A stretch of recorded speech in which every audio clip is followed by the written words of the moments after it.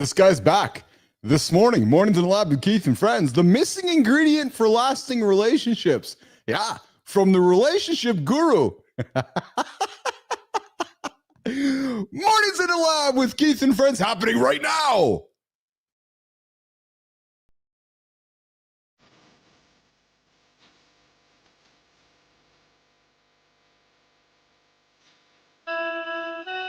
Welcome to Mornings in the Lab, where excuse when something negative comes up. Building muscle appeal, blood flow. Nobody is expecting, John.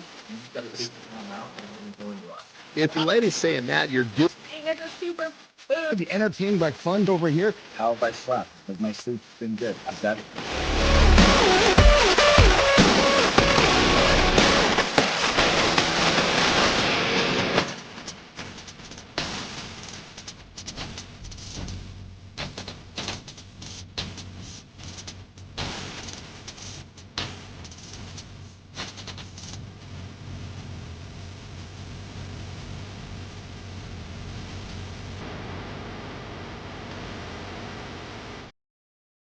Hey, what's the missing ingredient for lasting relationships?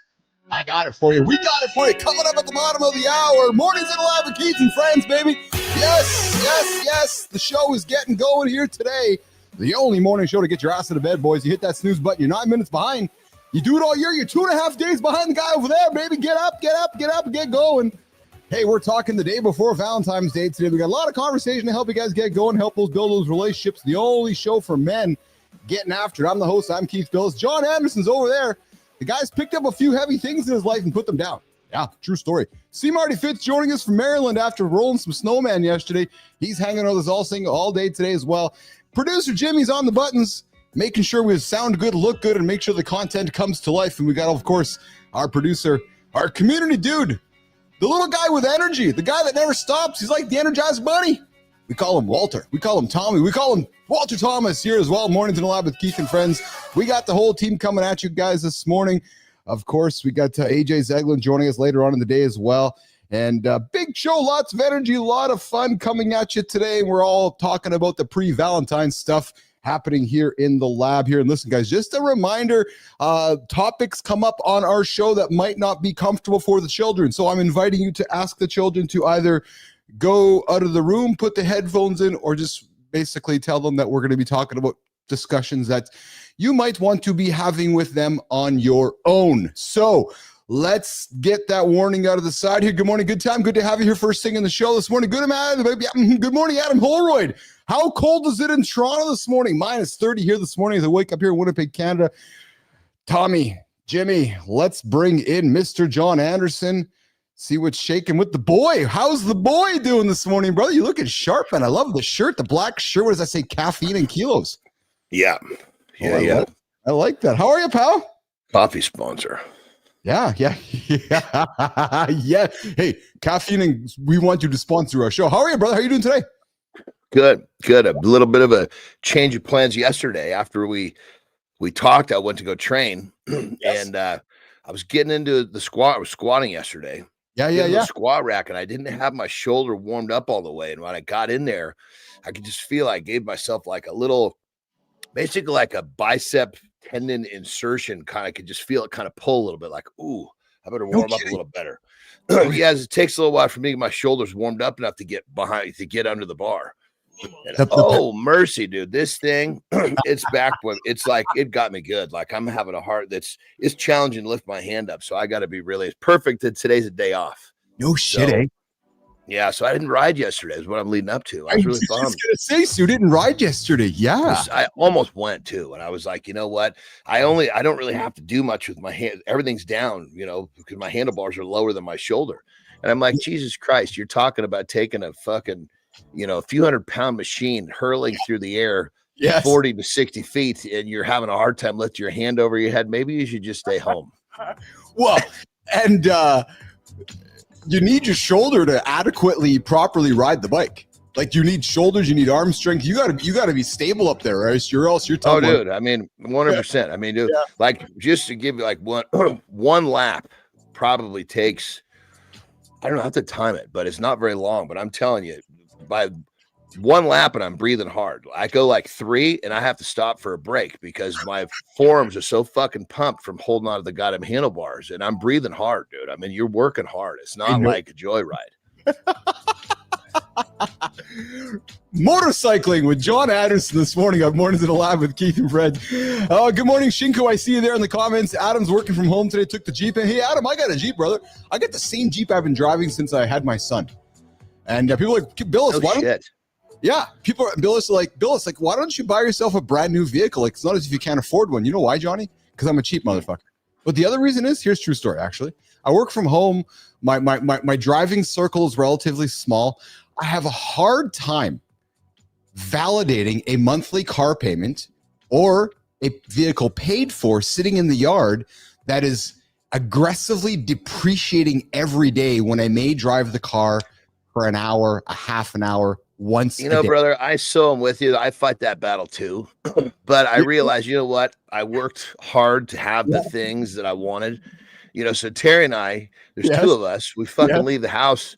Yes. When we're at this house, we leave the house probably just max 2 times a week, max. And that's if we're choosing to go out to a gym. We have 4 cars here. Yeah. So, brother, I'm going to call you, man. You walk into the garage and all you see is the money just dripping away because the depreciation is adding up. Believe me, I got this Tesla Roadster sitting in my garage. It's all wrapped up, and I take it for granted. There's a $300,000 asset sitting there. I'm like, oh, yeah, it's just a car. But I just realized that, hey, this is part of this is what I wanted. I worked to get what I want. If I lived my whole life worried about, sometimes people make a bunch of dough and they don't actually enjoy it. I know. You know what I mean? Yes. 100%. So, my uncle, he was a great dude, massive influence on me. Yeah. You guy probably died with close to $100 million. Drove a Prius. You would never know that he was. But the thing is he died, unfortunately. Got a tumor in his brain, and I would have liked to see him, live, like use the fruits of his labor. You know what I mean? I do know what you mean. Yeah, I absolutely do. And I'm going to tell you something. We got a bunch of boys hanging out this morning. Boys, you got to stick around for the next few minutes here. I got some massive news for us men. It's going to make Johnny quite happy. I was telling Jimmy this morning, I got some news that's going to drop for you guys. It's going to upset many of us men, frankly, that probably don't do what Johnny does. But I'm going to drop that here in a few minutes, guys, because what I'm going to tell you guys is going to change your fucking life. John knows the secret already, actually. John and I wouldn't have known this till I met John less than a year ago. Now that I got the story here, I'm thinking about maybe going down this path. But let's just stay here for a couple minutes on depreciating assets. But Johnny, philosophically, and I see everybody's chatting about their Jeeps here in the. Hey, real quick, what I was leading up, that whole thing was leading up to basically I got a vehicle. Yes. Like it was almost like I bought a vehicle, totally inspired by Arnold because he was one of my huge motivators. I got a Hummer, a full blown, restored Hummer, like a Humvee, military Humvee. Yeah. So I can smoke cigars in it. So that's my vehicle to smoke cigars in. So each vehicle has a purpose. That's how I justify it. Hey, whatever works for you, brother. Whatever works for you. But philosophically, I know. I'm looking at some of the comments here. Kia, no, would I like to get the new Roadster? Yeah, maybe. I don't know. I'm with Good Time. As I'm older, I need less, and I don't get as much joy out of. It's like I don't know. I had a young lady over last night. Johnny did an interview with me, and she's interviewing my life and my story and everything, and she's asking me all these tough questions. All the tough questions we as old guys get.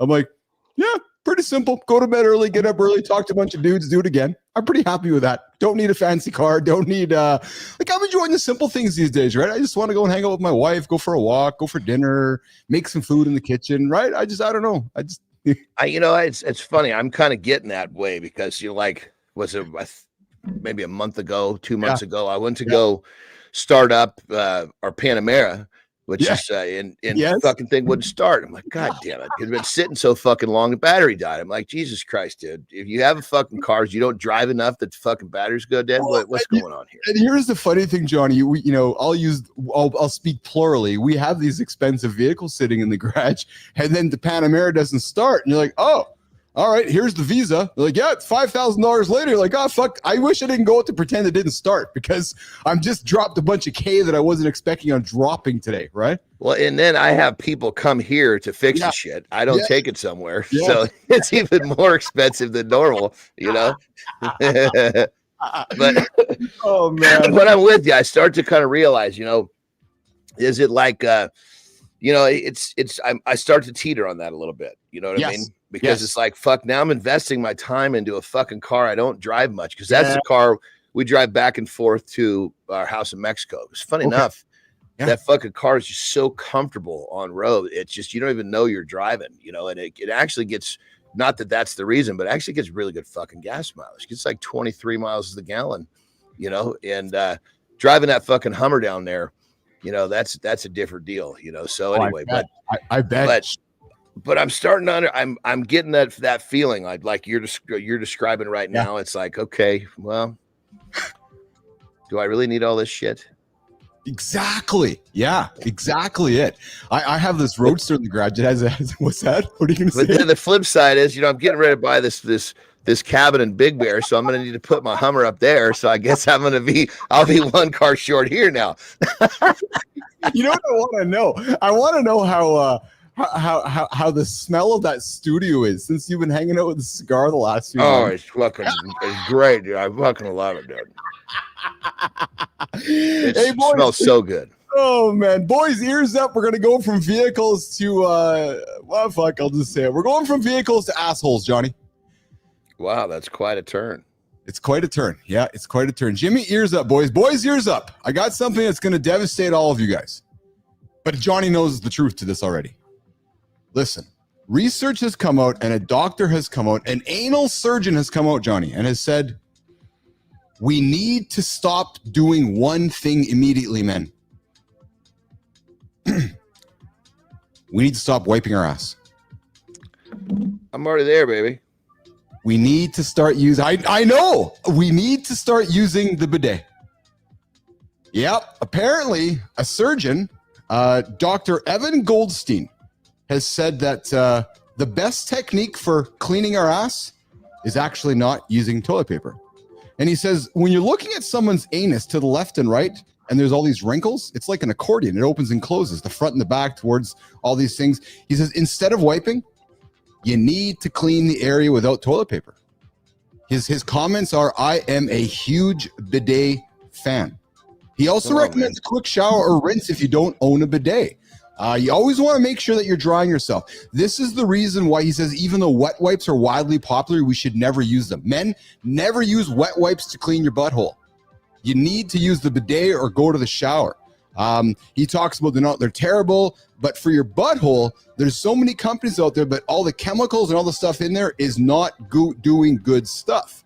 But what he's talking about, Johnny, is largely that when we're using wet wipes and some of the toilet papers that are out in the marketplace, they're actually messing with the microbiome of that area of the body.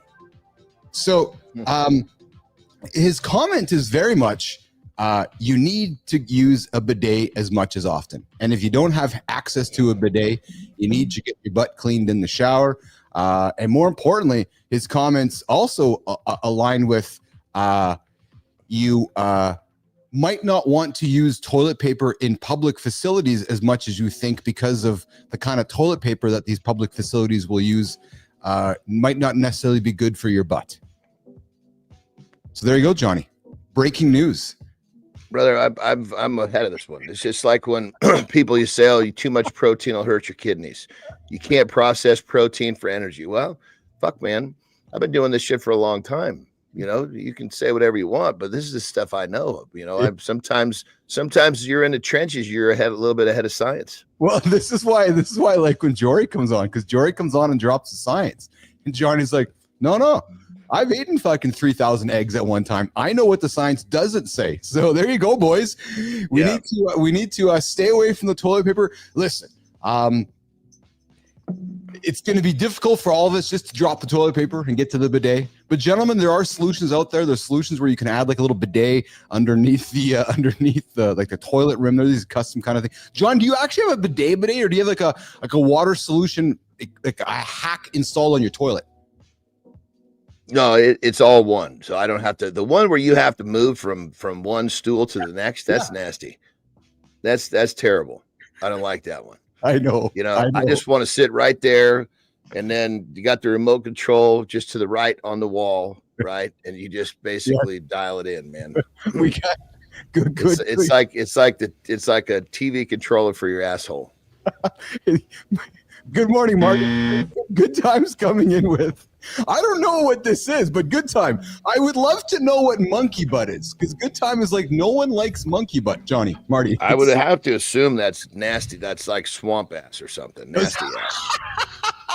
Marty, you came into the great time of the conversation. We're educating us men that we can't. He's like, get me the fuck out of here, man. These boys are having their white boy humor again. I'm gonna leave. I'll come back tomorrow. Yeah. How are you, pal? How's Christopher, aka C Marty Fit Martin today? Hey, what I tell you every day, man. That's why I asked. If I woke up, if I'm fit, baby, I'm doing amazing. I love That's that. it. That's exactly. You're like, I'm telling you, you're like my dad. Dad, how's it going today? Well, I'm on this side of the earth. I'm a happy man, and I'm hoping to be here tomorrow. Then ask my dad and say, hey, well, I'll see you tomorrow. Well, if the good God lets me wake up my eyes tomorrow, I'll see you tomorrow. Like his attitude about life is so awesome that way. So I'm young to y'all, but like to my peers, they say I'm an old soul. So I believe that actually, and I think that's one of the reasons I love you, because I love your old soulness. But what I've noticed, and Johnny, I think you've noticed this too, is we've been hanging out with Chris here for almost a year. Your youngster old soulness, like your wisdom just continues to come to life. And I'm saying you're talking about things that I bet you younger Chris wouldn't think he'd be talking about. But you're like, oh, fuck, because you said something yesterday which really struck me. You're like, for the dudes that are like liking what we're talking about, you're like, this is just life, man. Like we're talking about normal life. We're talking about things that happen to us, and that's just what we're talking about. So if you don't like it, then go somewhere else. But I love that it came from you, like the youngster, not the old dude or the old dude. Or like, no, you're like, no, guys, this is what we're talking about because this is what life is, right? So, yeah, man. Well, if I hang out with y'all enough, I'm gonna start, thinking like y'all and talking like y'all. So before and y'all gonna start thinking and talking like me too. Yes, exactly. That's it. You can't. It just kind of happens, right? When you're surrounded by the right shit, you end up with the right shit.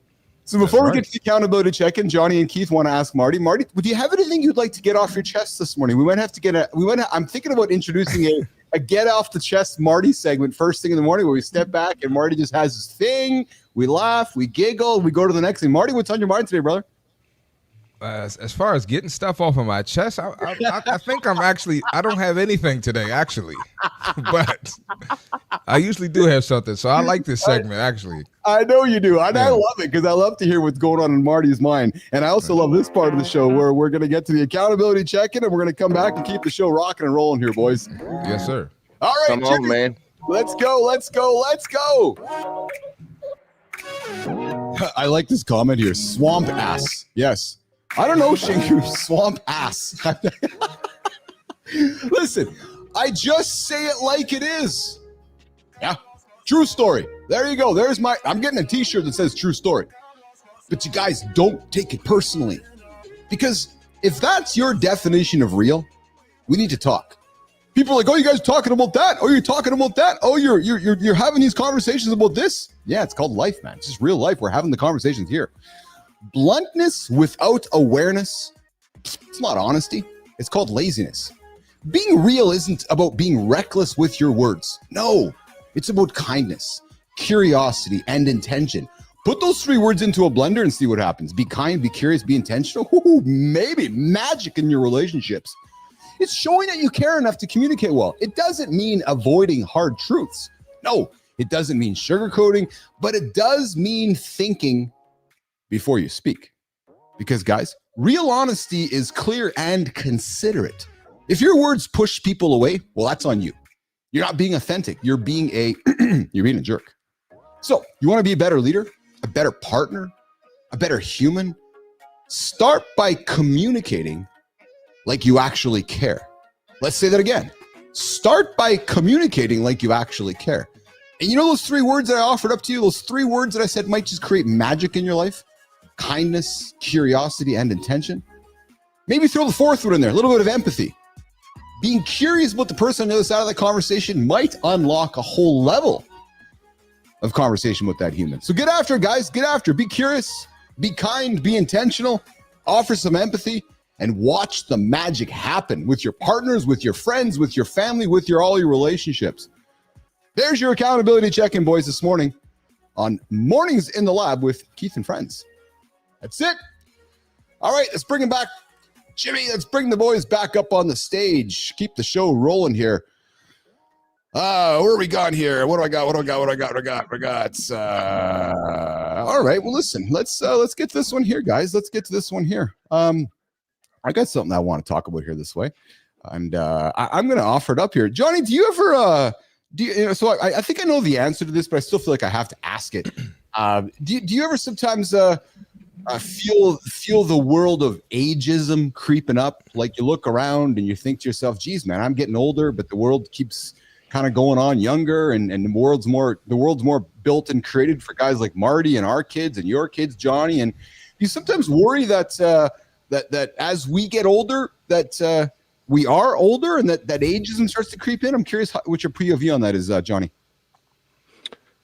That's a good question. I mean, I guess there's a couple layers to that. First off, if I my first reaction to that is I don't have these thoughts of like, oh, the world is blah blah blah. It's changing so fast. Blah blah. I mean, I make jokes like give me my fax machine, but yeah. If I'm noticing the shit you're talking about, I'm not fucking focusing on the things that are important to me.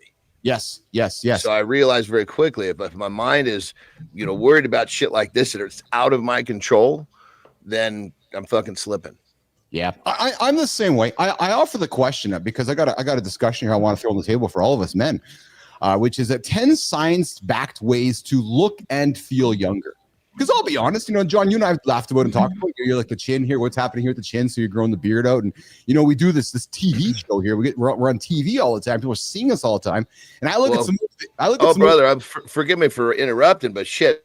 You're talking about that now. That's different. Now, me figuring out how I can be the best me as time goes forward. That's a different question. I invest plenty of energy into that. Yeah, exactly. So I want to talk about that, which is is your reflections showing signs of aging you'd rather not see?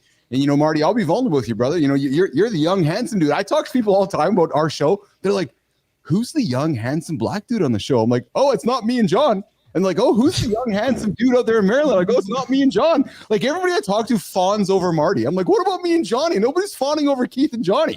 It's because because Marty keeps Keith and John young here on the show. His handsome looks, his chiseled face and looks. Well, thank you, man. Yeah, absolutely, 100%. But hey, we all have our role, That's exactly it. But let's talk about the idea of ways to look and feel younger. And, people that who will prioritize looking and feeling younger will prioritize skincare with consistent moisturization, right? Johnny, are you somebody who consistently moisturizes your skin to keep your skin looking younger? Brother, I've been putting lotion on my skin since I was probably 12. Yeah. And it was started off because I had eczema. It's a hereditary thing. Eczema. Yeah. Same. Yeah. I get it bad too. Oh, you do, Marty, as well? So, oh my God. And I had it to the point where it was like, like I had these little fucking spots all over me. Yeah. And it was in wrestling, they look like ringworm. And if you got ringworm, you can't get on the mats because it's highly contagious. Oh. And so, but it wasn't ringworm, it was eczema. So I'm getting all these fucking spots all over me. And the coach is like, I don't know what that is. Possibility it's ringworm. You got to go get that checked out. And it just started fucking. I mean, he just saw a little spot. Next thing you know, there's fucking 200 of these things all over me. Yep. And so they figured it out. It took a little while to figure it out, but a dermatologist basically was able to figure it out, and he gave me this lotion, which made it better. So I started putting the lotion on, and of course, at that age, all I want to do is be like everybody else. So I'm trying to get rid of these spots. So I was putting that lotion on religiously. I've been lotioning myself so long, literally. When I get out of like if I'm at the beach, we're in the lake, hanging out in the lake. When I get out of the lake, right, my skin basically at that point has had whatever remnants of the lotion is gone. My skin doesn't feel right. It feels like I feel kind of crispy, if you will. So it's basically I put lotion on my skin just about every time I get out of water. Interesting. And Marty, are you shower guaranteed? Shower guaranteed. Marty, are you a lotioner? Like, do you use lotion nonstop? Oh yeah, I have to. I have to. And I got sensitive skin. I'm trying to find a picture for y'all. Yeah. I got super sensitive skin. Like I get acne. Yeah. I get eczema. Yeah. And I even break out in hives sometimes. Let me see if I can show you this picture. While you're doing that, I'll confess to you guys. Some comments are coming in. Shinko's like, using lotion works. Good time. Can you see this? Oh goodness. Yeah. Oh yeah, that's a reaction. Yeah. Yeah. So I'm with you, Johnny. I'm with you. Yeah. So guys, I hate lotion. I don't use it. Hold on. What about lotion?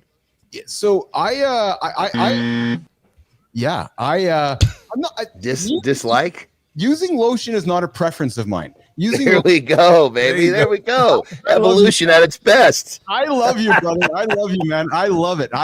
This Hey, is Johnny, I called it too. That's why I started laughing. this is accountability, man. I love it. No, lotion is not something I prefer using. It doesn't make me feel comfortable. It makes my skin feel really weird. And for the longest time, people use lotion. Yeah, Maybe you're using the wrong one, brother, because there's some that won't. If there's certain lotions that make my skin feel like it can't breathe, and other lotions I feel very refreshed. So for me, let me ask you this. So is your whole body, like, do you have hair on any of your body? I'm being honest. Do you have hair anywhere? Or are you bald everywhere? Oh, brother, I have fucking hair everywhere. Oh, okay. I mean, if I didn't shave, the only thing that you would see, of course, the top of my head is fucking bald. Yeah. But my beard would go up under the rims of these glasses. I look like fucking Sasquatch. I ask that because I don't like lotion in hair. So unless I'm shaving my body fully raw, that's nasty. I agree with that. So lotion just drives me nuts. You know, guys, my skincare. What about you try Aquaphor? I haven't, Marty. No, I haven't. I gotta admit, I haven't. No. Try that. That's what I use. Interesting. Yeah, I will. My skincare routine, boys, is water. Like I literally just soap and water, and that's it. It's the most simple skincare routine, regardless if that's good or not. Maybe that's why I'm aging so fast in front of the camera. Well, check this out, bro. In soap, the fragrances in soap and fragrances in laundry. This is like some of the most toxic shit we're figuring out. I know. Yeah, fragrances is like Keith. What unbelievable. Oh, nice, Marty. Show it to me, Marty. Oh yeah. Try this. Oh yeah. Okay. Oh yeah. Okay, well, yeah. Johnny, I know, and I'll tell you something. It's one thing that I'm really in love with Lauren about is that since she's been in my life, very much pulling out all that toxic crap that you talk about, right? Yeah. That all the CPG companies have polluted us with for years. Yeah. Right. So sorry, go ahead. I didn't realize you were forgive me. But one of the problems I don't like with some of the stuff that doesn't have some of those chemicals in it is that some of the products don't work, right? And yeah. You're using 1,000 times more of it than if you use the chemical stuff, right? So it's like, what's your choice? So I just stick with water, right? I largely stick with water. I'm really glad we're getting into the skincare discussion because I can see all the comments lighting up here. Yeah. Try this, brother. Try literally and I've done this before. It's a little less efficient because once you do it, you got to take a few minutes to kind of let it soak in, but literally just fucking straight up organic raw coconut oil. Oh, no kidding. Yeah, that's a good one too. It's fucking, but the problem is, because you start putting it on there and as your skin warms it up, it really starts soaking in, but you got this glaze on you that you got to wait probably, I don't know, a solid 5 minutes before whether you're putting on a robe or whatever you're doing. Yeah. And I don't like giving that 5 minutes of my life away every time I do it. I hate to waste fucking time. I don't care what kind of time it is. Marty. That's it. Brand new segment coming up.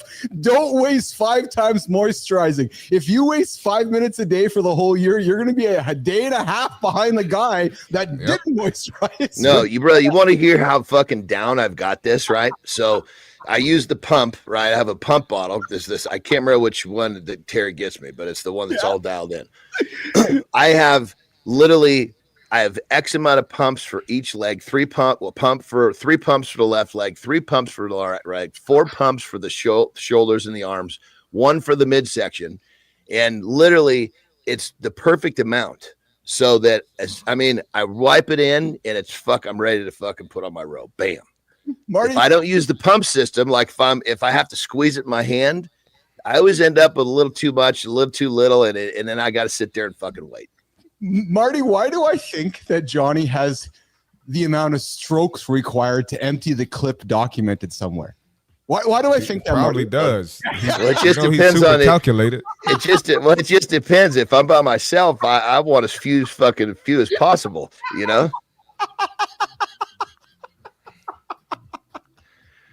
You know, if I'm with Terry, then it's the flip side of the coin. You know, I'm looking for. This is the best. We're talking how to stay young. We started the conversation with skincare and we haven't left it. I can just see the whole dialogue. And then Shinku's like, Jory would love this conversation. Yes, she would. We're talking about all these great stuff. I want to get back to coconut oil, but coconut oil would be an expensive skincare lotion. No, because coconut oil is not cheap, right? Like, but that's just we're not talking about expense. We're talking about what we do to take care of ourselves. But yeah, if you were getting a really good coconut oil, it would probably be far more expensive than lotion, I would imagine. I don't know. But I don't pay for this shit. Coconut oil, you're literally taking that coconut oil, putting your hand in it, and rubbing it on your body, right? Like that's literally what you're doing. What you're saying. Yeah, you know what's kind of trippy though is in when it's warmer, it's you know, coconut oil it'll be clear and liquid. When it's colder, it's actually the white kind of paste or whatnot. So yes, it's kind of a trip. You can choose to keep it how you want it to, you know. So, but yeah, it's interesting for sure. That's interesting. All right, and I do like smelling like coconut though. Yeah, I bet you do. Does Terry like you smelling like coconut as well? You know, it's weird. I use I've used the same lotion for so long. Yeah, all of my ladies, they're like, that's my smell. Oh, you know? I love it. It's like if my smell is different, they're like, they'll give me a hug and like, that's different, Dad, because they're so accustomed to what Dad is. All right, that's awesome. So let's do this, boys. Jimmy, let's get we're gonna get Marty up for the fit tip. We're gonna come back and I want to get into a discussion, boys, around the missing ingredient for lasting relationships. And here's the thing, boys. I got a little segment I'm gonna drop here after Marty talks, a couple minutes, a little bit of a monologue around myself and my life and the missing ingredient for lasting relationships from the relationship guru himself, the guy who's been divorced. So Marty, let's do the fit tip, and then we're gonna come back and we're gonna offer it up. We're gonna have a conversation. Let's do it, boys. Let's get after it. Yes, sir. All right, fitness tip for today. We're going to try something different. All right, so you hit a wall. You don't know what idea to do next, right? You don't know how to approach an argument. I'm going to propose something to you. Let's try to do some cardio while we think about that next step. Yes, do some cardio while you think about that next step. So if you're trying to come up with a plan for your business or finances, go for a walk. My favorite to do when I'm trying to come up with a new idea is to walk on the treadmill on the incline, right? For some reason, everything becomes clear. I'm releasing endorphins. I'm releasing dopamine, and I'm able to find that solution. So think about your workout as, you're bettering yourself physically, but think about it as a way to get over that obstacle or that challenge in your life, and it'll be a regular thing. So not only are you getting healthier, but you're making your life better. So try that next time you run into a wall. Do some cardio to get over whatever it is that you're trying to get through. That's the fitness tip for today. Good stuff, Marty. I love it. You just get on the tread and start walking, and get your man. I get all the ideas. It's crazy. Like it's insane. Yep. Momentum, right? And then when you get the momentum, the brain gets going. It's so. I love that you say that because it's simple, isn't it? It's not rocket science in many ways. It's not. I'm sure Johnny agrees too. Yeah. You just got to get moving. Good morning, Fontana. I see you there in the comments. Good to have you here this morning. And Shinku, yes, I saw Marty's Planet Flipness video yesterday as well. I had some stuff. Those who don't know what I'm talking about, I invite you to go to see Marty's Instagram channel. He drops great content every single day, and he dropped a great post yesterday, which absolutely made me giggle, and I know it made Shinko giggle as well. Thomas Najoyas joining us from Africa this morning. Boys, you want the greatest safari guide on the planet? Like, I mean the freaking planet. Thomas is here on the show here this morning. If you want to go to Africa, connect with me. We'll get you connected with Thomas. He is the man when it comes to guiding. He guided my family and myself out there in Africa a number of years ago, and he is awesome. Good to have you here, Thomas. I'd love to get John and Marty doing the morning show from Africa. In the back of Thomas is a fucking Range Rover cruising through the safari there. That would be awesome. So, let's do this. I want to get into our deep dive conversation today, which is I remember I got to roll. Roll. Oh yeah, you got to roll, Marty. You got to rock and roll. Yes, you do. Okay, so Marty's gonna get out of here. Marty, you have yourself a great day, brother. Yes, sir. You too. And we'll talk to you later. Okay, pal. Have a good look. You too. Right. I'll be here for the full show tomorrow, man. Awesome. All right. So listen now. Hey, What's up, Lauren? We got Lauren in the comments here as well. And we got Good Time. Boys got the Starlink for. Good Time's got the Starlink happening there. Johnny, didn't you get Starlink up for the cabin? Yeah, we got Starlink here at this house. Yeah, because there you go. Because the regular internet, well, I don't say regular, but the non-Starlinks were not fast enough. Okay. Yeah, Fontana, Marty had to leave because you came into the lab here. So it was like, I don't want this dude calling me Curtis around here. So Marty's like, I'm getting the hell out of here. Fontana's in the show. Well, listen, let's get to the big topic here, Johnny. We're going to get into a conversation about the missing ingredient for lasting relationships. And I'm going to offer up a little monologue from my point of view. I dropped the post here today. And then I got an article to talk about around the idea of communication and how that can offer advice for our men here on the show about, enforcing and strengthening their relationships. But the funny thing is, here's how it all starts. Jimmy, who the hell am I to offer relationship advice? Yeah, who am I to offer this up for today's show? I'm the divorce guy. But if you're in it, if you're thinking about it, if you're going through it, you're crawling out of the wreckage, you don't need advice. No, you don't need advice. What you need is probably needing perspective. Because divorce, it's not just paperwork. It's identity shattering, factually. It's losing a future you thought was guaranteed. It's guilt, relief, loneliness, and the occasional what just happened moment. It's untangling friendships. It's having tough conversations with family and kids. And it's standing in the in-between. That weird, messy stretch where you're no longer who you were, but you're not yet who you're going to become. And I'll tell you guys, nobody prepares you for that moment. But that's where the real work happens, guys. And here's what I'll share. Not as a guru. No, I'm not a guru, but just a guy who walked through the fire and came out on the other side. Now, I don't know if the younger me would have paid attention to this, but maybe it helps you. Maybe it does, but maybe some of the words I offer to you help you get through a situation that you might be in yourself right now. Listen, guys, divorce, it's not failure. Something wasn't working. Now, like we talk about here on the show, is a chance to rebuild. It's a chance to learn something, or frankly, you're going to repeat it. Empathy, communication. You got to do the work, boys, but you got to feel it all out. You got to feel the pain. You got to feel the fear. You got to feel the relief of it all, because numbing all of it drags the whole situation out. Guys, your identity isn't your relationship status, just like your job isn't. Who you were then isn't who you have to be next. You forgive, but you don't forget. You look in your mirror and you forgive. But bitterness, guys, bitterness is dead weight. Learn, you let go. You don't have to do this alone. You got therapy, you got friends, you got mentor, you find your people. I found one. His name was AJ Zeglin, joining us later on in the show. Ask this before you speak. Will this move the conversation forward? Be proud of how you handle the situation. And then 10 years from now, make sure you look back and respect the choices you made today. And gentlemen, if you're in it right now, or if you're considering it, or you're looking at it, just know this, boys, you're not broken, because I've been you. I am you. You're evolving. I've evolved. And guys, that last point is frankly something to be proud of. I had a wonderful conversation with my lovely wife, Lauren, a couple weeks ago, and she's like, yeah, I was talking to somebody who's ashamed that she went through divorce. And that comment struck me because it told me that she hasn't got to a point where she has evolved to a point where it's something that she can be proud of. So gentlemen, if you're going through it, don't run from it, embrace it, surround yourself with people that'll help you get to the next side. But I'm going to tell you, it's going to be tough. Jimmy, let's bring up back Johnny and let's get the conversation rolling. Fontana, I know you've been through it myself as well, my friend. But Johnny, let's have the conversation, man. The missing ingredient for lasting relationships when it comes from your point of view.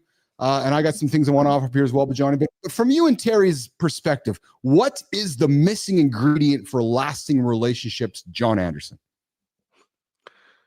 Well, I think, I mean, excuse me. I mean, I preach this all the time, but I think that if the foundation is communication, so you remove that and everything else will unravel. You know what I mean? It's like Yes. the missing ingredient. I think I don't know. I mean, I guess there should be. Think of it like all the ingredients are there. The question is, are you using them properly? Yes, I agree. And you know what? I found a fascinating study coincidentally, I don't know if it's the ironic or the coincidental part of the conversation, but coincidentally, I found this today, which is, I think, really relevant to the conversation. Harvard did a study, Johnny, and the study was about how to build better relationships quicker with your conversation partner. Yeah. And the study leaned into this whole idea. People who ask more questions, Johnny, particularly follow-up questions, are better liked by their conversation partners. Right? Well, and you know, again, it's like a person's the magic word for a person is their name.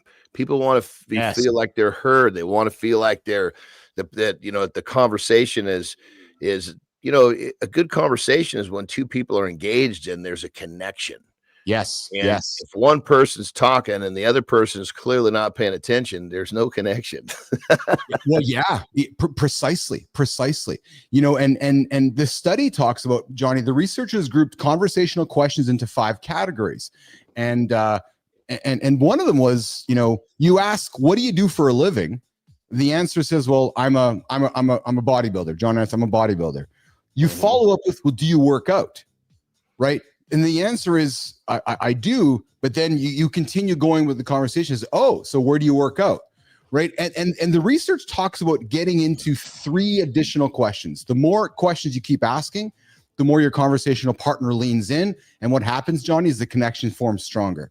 Yeah. And I know it seems so freaking simple, but I don't know if it is for most of us. Right. And I'll tell you some other thing too, Johnny, that I learned, and it's a hack, and I don't know if I want to share it with the world, so I'll just whisper it to you. But when I'm cold calling and reaching out to folks, because you just said it, people want to talk about themselves. When I'm talking to folks, I'm trying to maybe sell them or get them engaged. You know what I say to them? Hey, do you want to be on my show? I use 2 words which gets somebody really excited. Do you? So now you're like, oh, do you? You're like, oh, it's about me, which is Johnny. They feel wanted. Exactly. Want to be on my show. So you're like, oh, this guy's got a show and he wants me to be on it, which means that what am I doing, Johnny? I'm stroking your ego. I'm leading into you. And there's no, like the walls are all down, right? Because I'm literally just saying, hey, man, do you want to be on my show? You're like, yeah, I want to be on your show. Why? Because if I'm asking you, what does that probably mean? Because I want to talk to you. And what it means is that you get a chance to talk about yourself. Because us humans want to talk about ourselves most often. Yeah. I mean, excuse me. Yeah. 100%. I mean, when you want to, you know, like when I, like with my little girls, you know, they are not little anymore, but when they were, socializing was very difficult for their generation, you know, especially like going to some sort of a function where they don't know people. They're very scared of that because they're just not used to that type of, they're used to communicating with fucking Snapchat, shit like that. You know what I mean? Yes.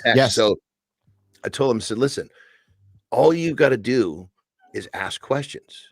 As long as you're asking questions, that person will continue to talk and you're off the hot seat. Yeah. Well, and it's the power of curiosity, isn't it? And I know I use that word often and I use it so much around my world. And I brought up my conversation last night with Emma, but the power of curiosity is because when you're curious about someone, you make them feel really good. Yeah. Like if I keep asking you questions about you, well, you're going, well, guys, man, this guy keeps asking me about me and he wants to know about me and he wants to learn about me. And what is it doing, Johnny? You're feeling good about yourself. And then what are you doing naturally? You're walking towards me, aren't you?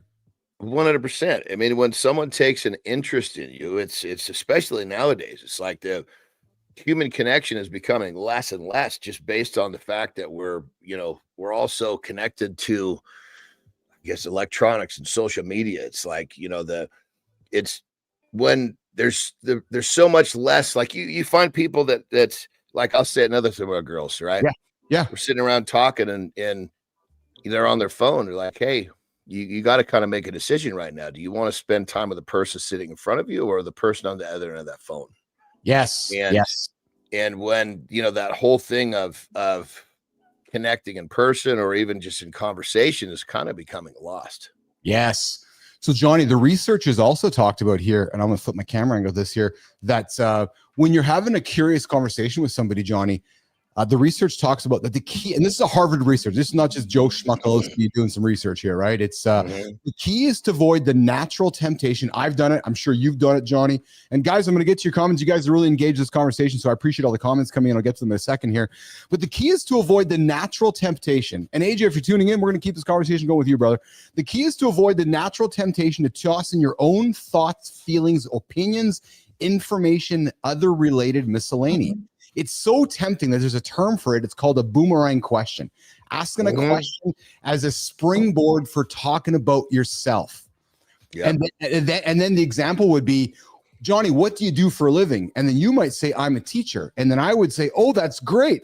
I'm an entrepreneur and I'm working really good and yada, yada, yada. And then what happens, Johnny, is it turns into all about me. Yeah.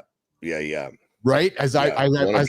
I was curious about you, but the way that I answered it turned it all into me. Right. Yeah, so one of those, the boomerang is like back to me, back to me. Yes. Right. So some of the comments coming in here is talking about the missing ingredient for lasting relationships. Going back up to the top here. We got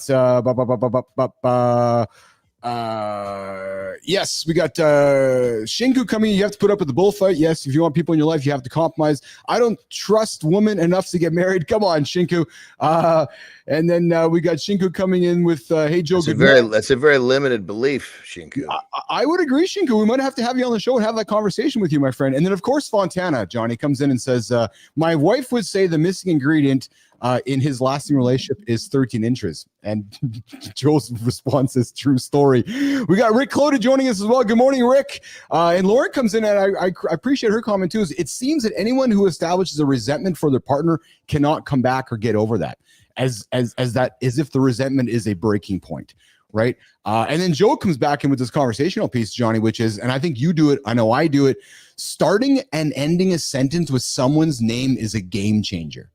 Right, because you're addressing them, right? Well, there's a flip side of that, though. You can also use that as using someone's name in a way that's like endearing, versus when you start and finish with someone's name. In many cases, that can be perceived as control, like manipulation. Oh, interesting. Expand on that, please. Well, when someone's like trying to drive a point home, hey John, how you doing? Yes. Hey John, how you doing? Or hey, John, how are you doing, John? Yes. Oh, get the fuck off me, dude. Yes. I had a fellow who, when I was growing up in the sales world, Johnny, who got really uncomfortable that I'd use his name. And I'm like, Gary, why? He's like, I don't know. I just, when you use my name too much, it makes me feel uncomfortable. I hung on that because I didn't really know what it meant. I can understand that, because if we're just sitting there by ourselves and we're talking, there's no one else around. Yeah. Right.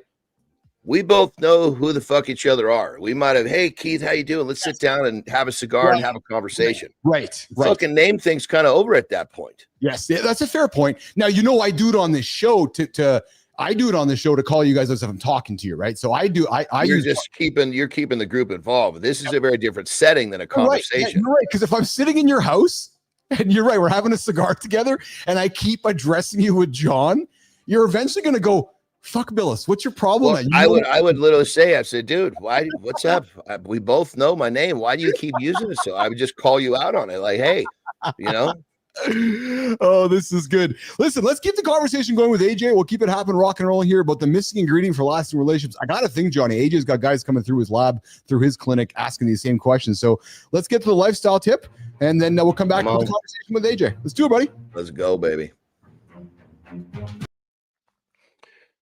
When life is kicking my ass, I take a deep breath and ask myself a question. It really helps me. It might help you too. I ask myself this: am I a gardener in a war, or am I a warrior in a garden? It's a mental position. We have to realize that life is going to be filled with challenges. Life is going to be filled with ups and downs. Life is going to be filled with a lot of shit that sometimes we just don't want to deal with. Well, you have to realize that life is kind of a war, right? And there are many battles inside the war. And if you can win your battles, you will win the war. So basically it comes down to win your daily battle. And how do you win your daily battle? You frame it properly by asking yourself the question: are you a gardener in a war, or are you a warrior in a garden? rocking, bro. I like that. Are you a gardener of war or are you a gardener? Yeah, that's it. That's it. A gardener. Are you a gardener in a war, or Yeah. are you a warrior in a garden? Oh, that's powerful stuff. AJ, what are you? I know AJ Zeglin's a warrior. He's getting after every single day. How are you, brother? I'm good. How are you guys? I'm good. Good to have you here this morning. I don't know if you had a chance to tune in here a little bit this morning. We're talking about the missing ingredient for lasting relationships because I'm the relationship guru here on the show. Yeah, the love guru. The love guru. Yeah.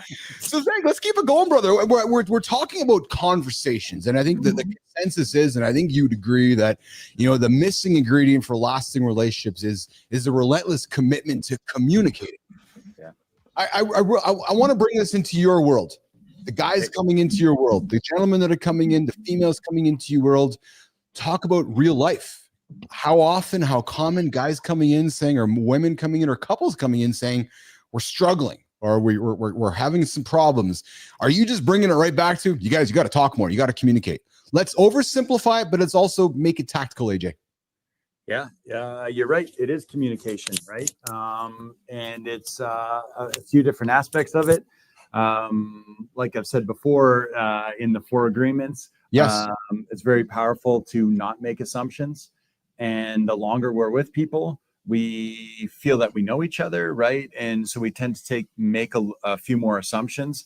And then all of a sudden, it's just this accumulation of these little things that just add up, right? And it might be something as easy as, Melissa calls me and is like, hey, is there hamburger meat in the freezer? And yeah. I'm like, yeah.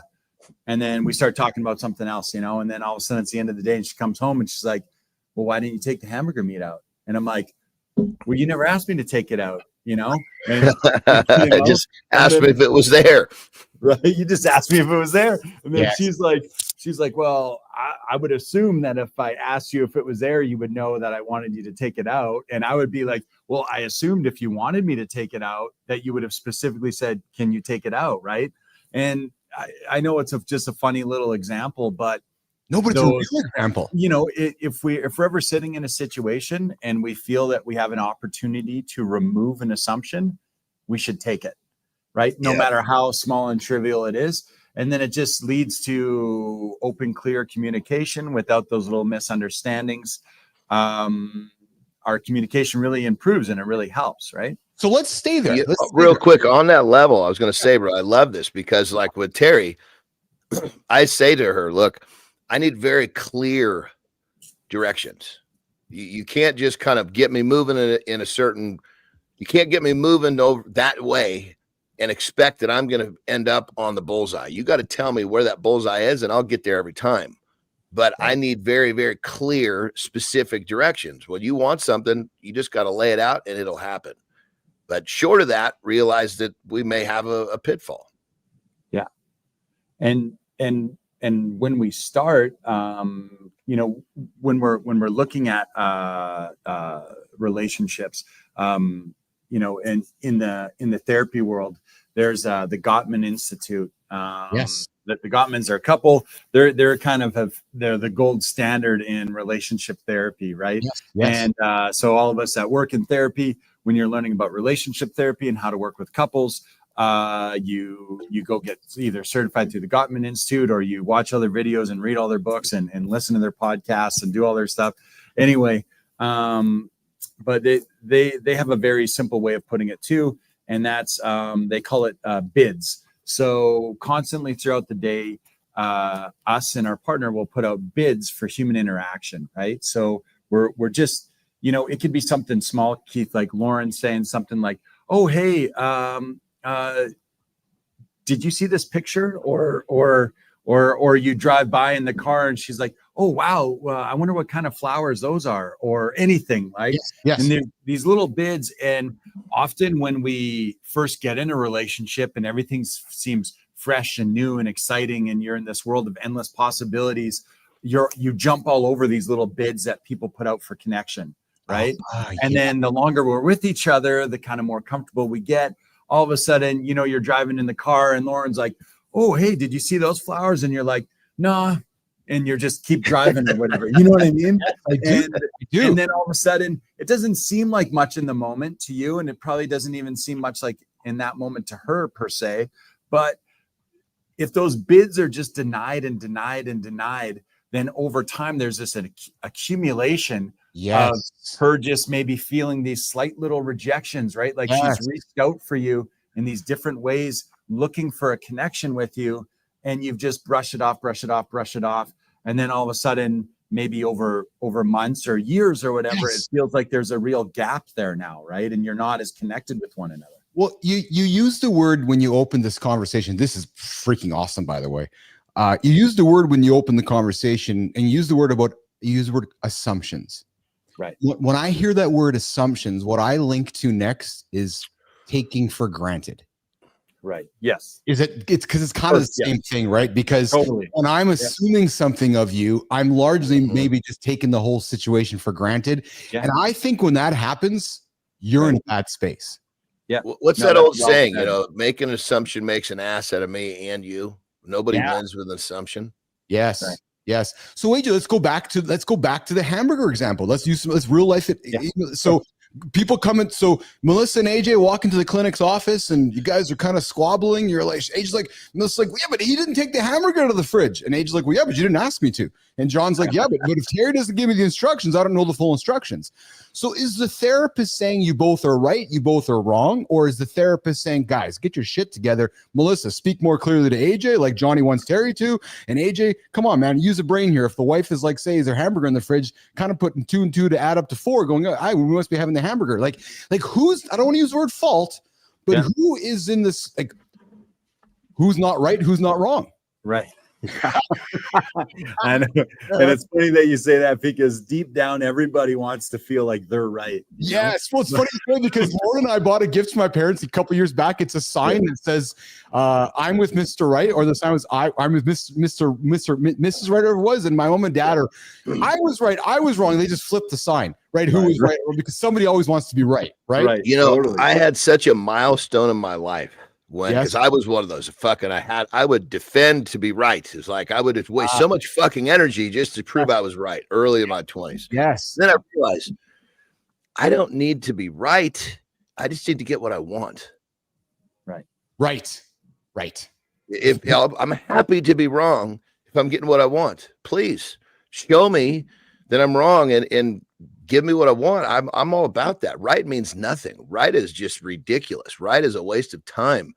I mean, if you are right because it turns out that way, that's great. But to defend it, and you see people do it all the time, it's like, holy Toledo. I did it and I didn't even know it. So I think that's what most people do.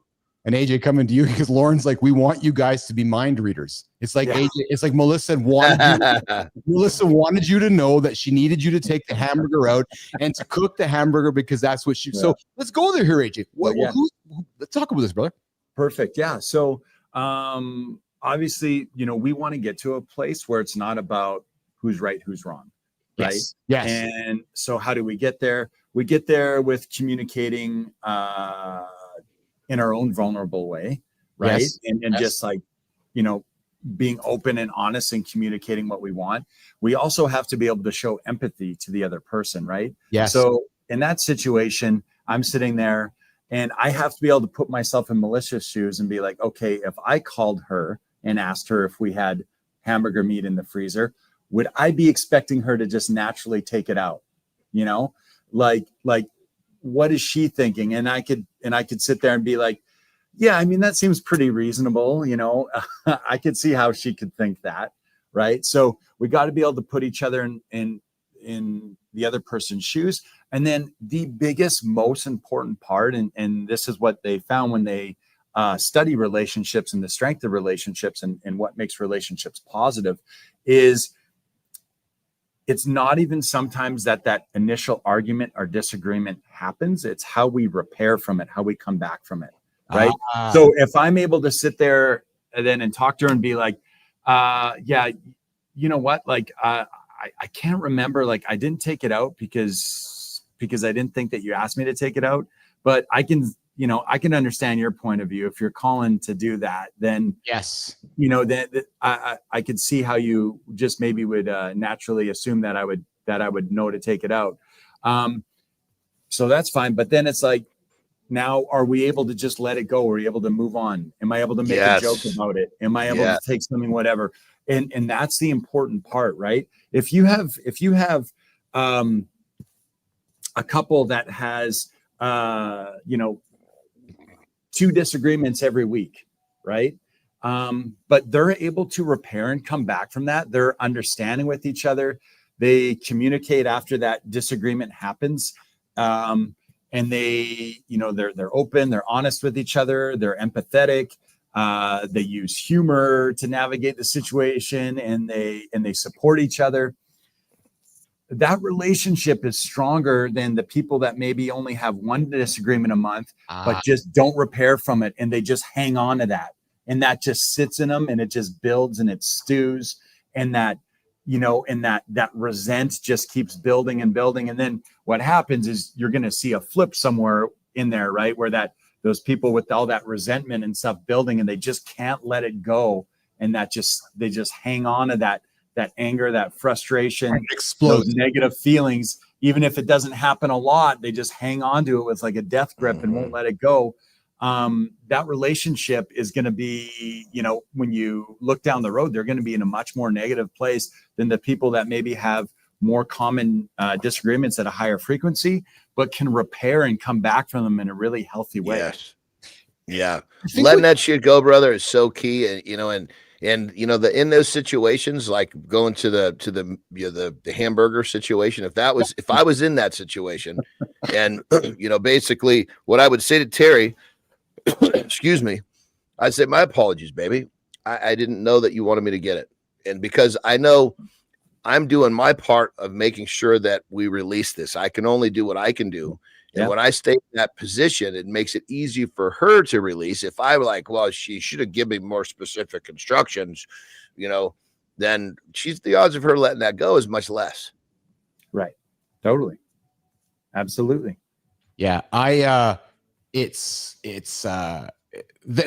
to think, AJ, that hamburger situation is a metaphor for so many. It's probably one of the reasons you're employed, frankly. You're probably one of the reasons people come knock on your door going, he didn't take the laundry out, or he didn't pick up this, or he didn't do this, or she didn't do that. Totally. And what you're also saying, AJ, I think what you're saying is that the ability to, maybe my choice of words, learning how to fight and learning how to come back from a fight, right? Yeah. And is it as simple as saying, AJ, getting the reps in? And I know it's oversimplifying it, but if you don't have time to get the reps in, you're not going to have time to learn how to fight, learn how to get over the fight, learn how to repair, and learn how to come back together. Right. Yeah. Because the fights, the arguments, the disagreements, they're going to happen for sure. Yes. It is actually, I would say that having disagreements from time to time and is almost an essential part of a healthy relationship. Yes. Right. Yes. And it's great. I love that me and Melissa don't think the same way about every single thing in our life. Yes. I love that we can have whole differencing opinions on certain topics. I love that we have a different perspective on certain things. I love that, right? I don't want to be married to myself, right? I love that she's her own individual person with her own thoughts and feelings and way of seeing the world. And recognizing that helps make me a better person, right? I have an opportunity now to not only see the whole world through my lens, but I could also see it through her lens because we're so close. And if I'm open to learning and growing, I could also see things how she sees things, and I can learn from how her experiences too and stuff, right? Yes. So having those differences is essential, right? And because it creates connection, doesn't it? Because emotion creates connection. If you're not maybe being intimate in the bedroom or going through a dry spell, the intimacy through conversation or through a disagreement, ultimately, if there's a foundation of love, it's going to bring you closer together. Yeah. Am I wrong? Am I wrong? No, not at all. Yeah, no, you're absolutely right. That it's I mean, it gives us an opportunity, right? Yes. And then like anything else in life, once that opportunity exists, it's probably going to come down to our effort. Yes. Right? Yes. And that effort, if we put it into the things that are under our scope of control, that we directly control and have influence over, we're going to get more positive outcomes of it. I have direct control when Melissa talks to me. I have direct control how actively I'm listening to her. That's Mhm. within my control. Yes. That's Yep. that's an effort thing. Yes. That's an Yep. effort thing, Yes. right? Yes. Yep. So and like that makes such a huge difference, right? Like, are you listening? Did you hear what I said?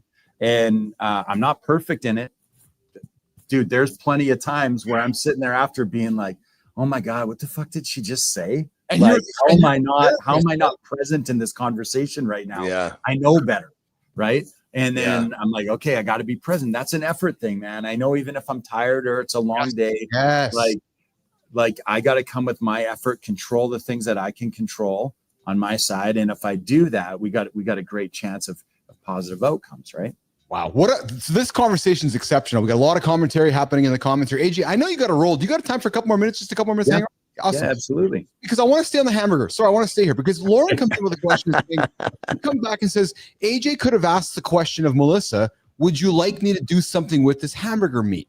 Yeah. So is that on you for perhaps not having the effort listening? And is that you in that situation going, well, no, Melissa should have been more clear?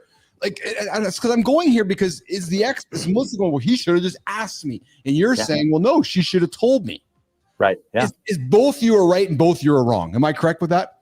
100% correct. Yeah. Right. Yes. Yeah. And Yes. when you come to that realization, Right. then you just start being like, okay, well, how do we repair and come back from this? Right. Yeah. Like, Yes. we both could have. And if you're able to have that conversation with each other and you have that courage to honestly communicate with each other about that stuff, Yes. not only do you come back from that better, but the chance of that occurring again in the future are probably less, because the next time she calls and asks me to take out the hamburger meat, I'm probably going to be thinking like, oh yeah, I'm going to follow up and ask her, hey, do you want me to take it out? Do you want me to do something with it? Right. And likewise, she's probably going to be thinking like, oh, this time I'll maybe be a little more specific and I won't assume he knows what I'm talking about. And so really, like, it's not about just one person improving in that situation, but Yes. you both are, right? You're 100%. both Yeah. And when we control the only thing we can, which is ourselves, we create a nice platform for this growth. Yes. You know what I mean? Like the thing that I just have myself so keyed in on in any sort of, I guess, communication is I have complete control over A, my involvement, and B, how do I actually respond to this? Am I reacting or am I responding? It's like when we're reactive, generally speaking, we're creating a unbalanced platform to work this problem through. Yes. Versus when we hear someone, and we respond in a way that is, sometimes you don't always speak right away, but bottom line is when we react, usually that rocks the boat. Now, having, circling back to a situation where the boat has been rocked, that's always harder than a situation where it hasn't. Yeah. It's so true. I love that Rick Clody comes in and says the hardest thing for any human being to do is be a human, especially when we're in a relationship with somebody else. Right. And we'll wrap up the segment around communication. Cause I had a kick in the ass last week and I put myself out there on this show. My wife's listening right now. We had a disagreement last week and as it ended, I got a wonderful text from her. And the text was essentially this, which was, hey, Mr. Communicator, go look in your own mirror. I was like, oh, fuck. Yeah, you're right. Right. Yeah. It was one of the, and I'm proud to say that because I did look in the mirror and I was like, yeah. And I left a note the next morning saying, I'm sorry. I looked in my own mirror. I owned it. I reacted instead of responded. John and I talked about it. I was human in the moment, but I communicated it and I was in the wrong. And I'm like, yeah, I'll go look in the mirror because if I'm going to get on the show and talk to men about the conversations we're having, I need to be able to go look in the mirror and recognize when we're at fault or when we're wrong. Right. And when we can keep a tight grip on that, if we can not react and respond, basically fights become disagreements and it's okay to have disagreements. Right. What I try to stay away from is the fight because that's this emotional reaction back and forth that does nothing. Yeah. Agreed. And so, again, I have a goal because I feel like I've got such a good grip in the last probably 18 months responding rather than reacting to just about everything in my life. But with Terry, it's always the hardest for the kids. Yes. Because they love them so much. It's easy to get emotional. But I feel like, I mean, I've got such a good grip on how I behave. Yes. It translates into Terry and I. We haven't had, like, normally we have a couple of barn burners leading up to the holidays every year. Yes. It's like, God damn it. You know, you can like this year, you could feel the energy coming. Like, fuck, this shit is building up. Right. And Yes. there was a couple fucking big triggers. And I was like, and I just kept responding. Yes. And we didn't have it this year. Good for you. No. Good for you. Good for you to have that awareness. Hey, AJ, good to catch that awareness in the moment, Johnny. Right. Well, right. And, hey. Oh yeah. Sorry. And I said, the other thing that you mentioned there is with the kids. And a lot of times when we talk about relationships and marriages, there is a very high percentage of them where kids are involved, and kids feel that energy, and kids see those either reactions or responses, right? And so not only are we strengthening our own relationship, we're also leading by example, right? Because no matter what we tell our kids, like we've talked about before, our kids are more likely to follow what they see rather than what they hear. So if we, you know, if we're sitting here as a man and we're telling our son, hey, this is how you should treat a woman, and this is how you should, you know, and make sure you're respectful and make sure you do this. But then your son witnesses your relationship with your wife and his mother, and you're just bickering at each other, and there's no listening, there's no empathy, there's no support, there's no repairing from like arguments and disagreements, and they don't see that side of it.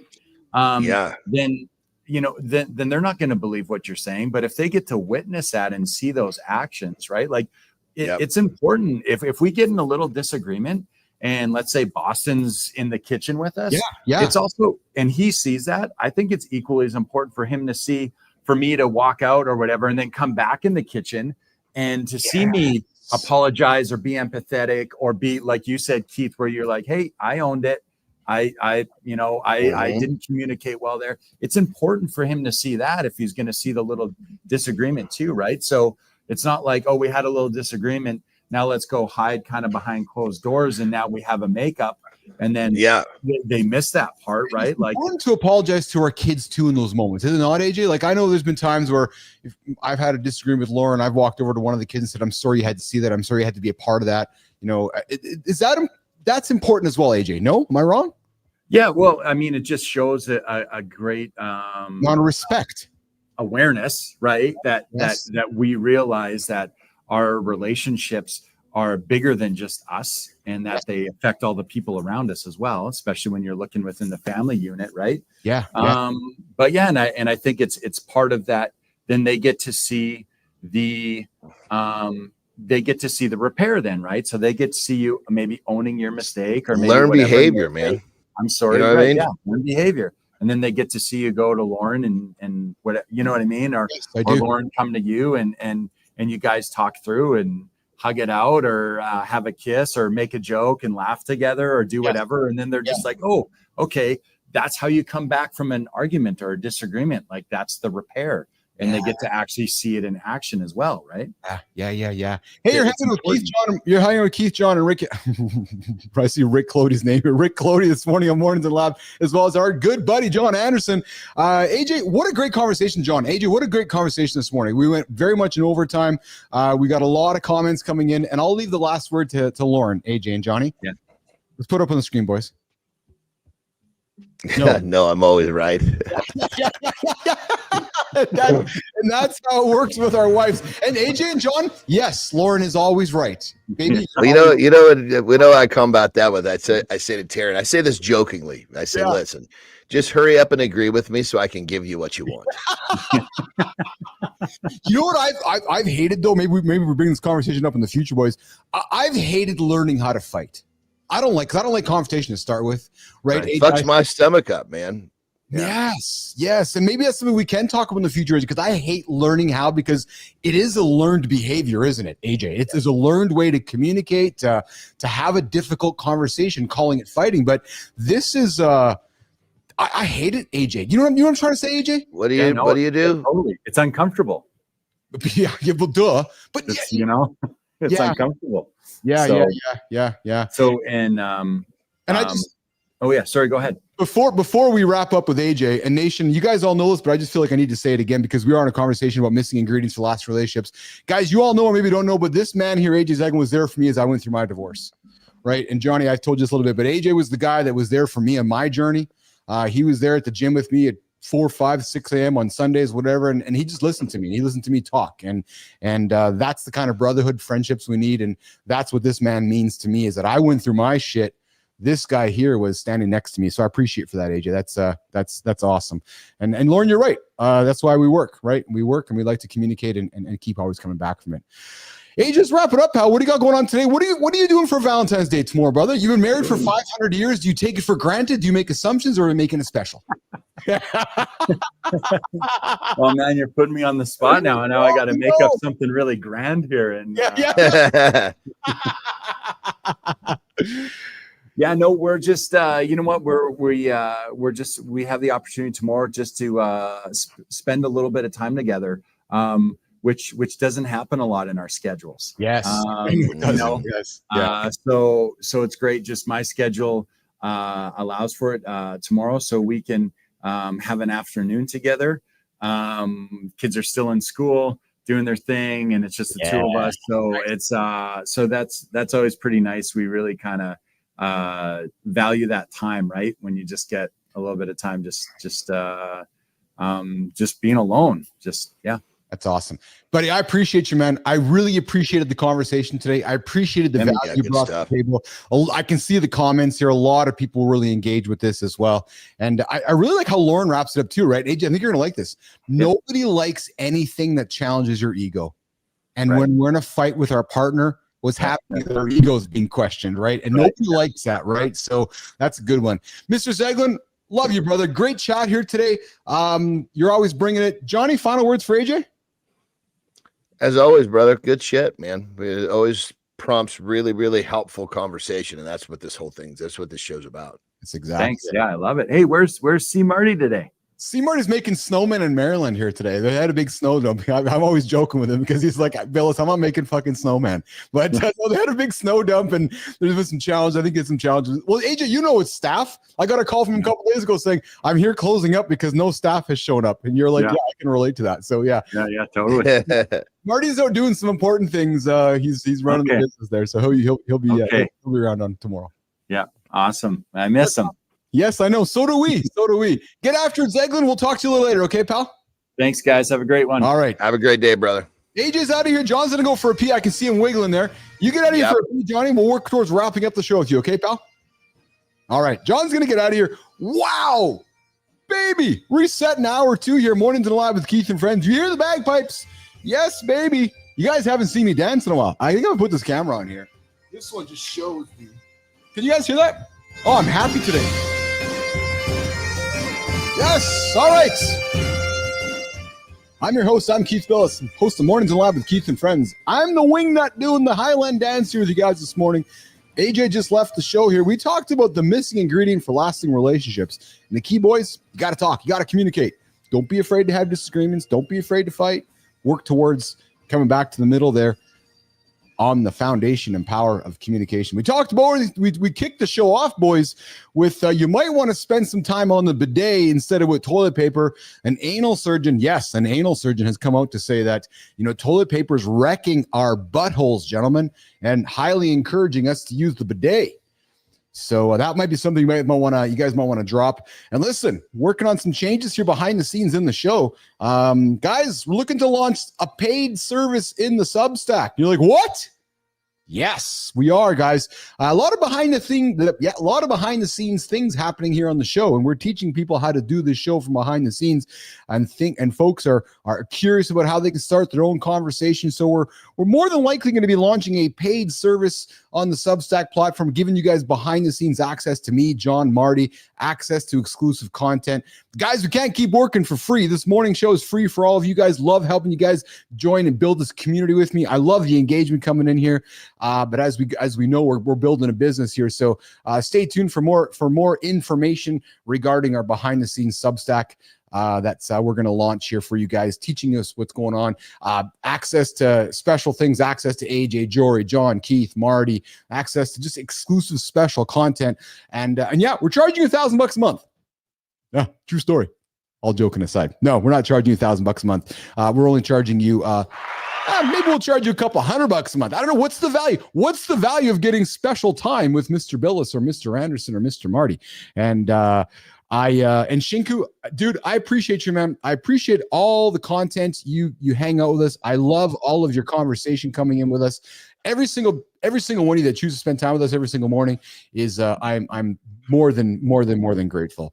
I got some big news that I want to drop here this morning as well. I know Johnny doesn't know this. Johnny gets his news from Uncle Keith over here. But Johnny, yesterday, and fuck man, I knew this was gonna happen. I love when I know things are happening and it happens. I know it sounds so egotistical, but I don't care. So yesterday, news broke that Netflix is getting into video podcasting. What is this? It's a video podcast, but it's a live one.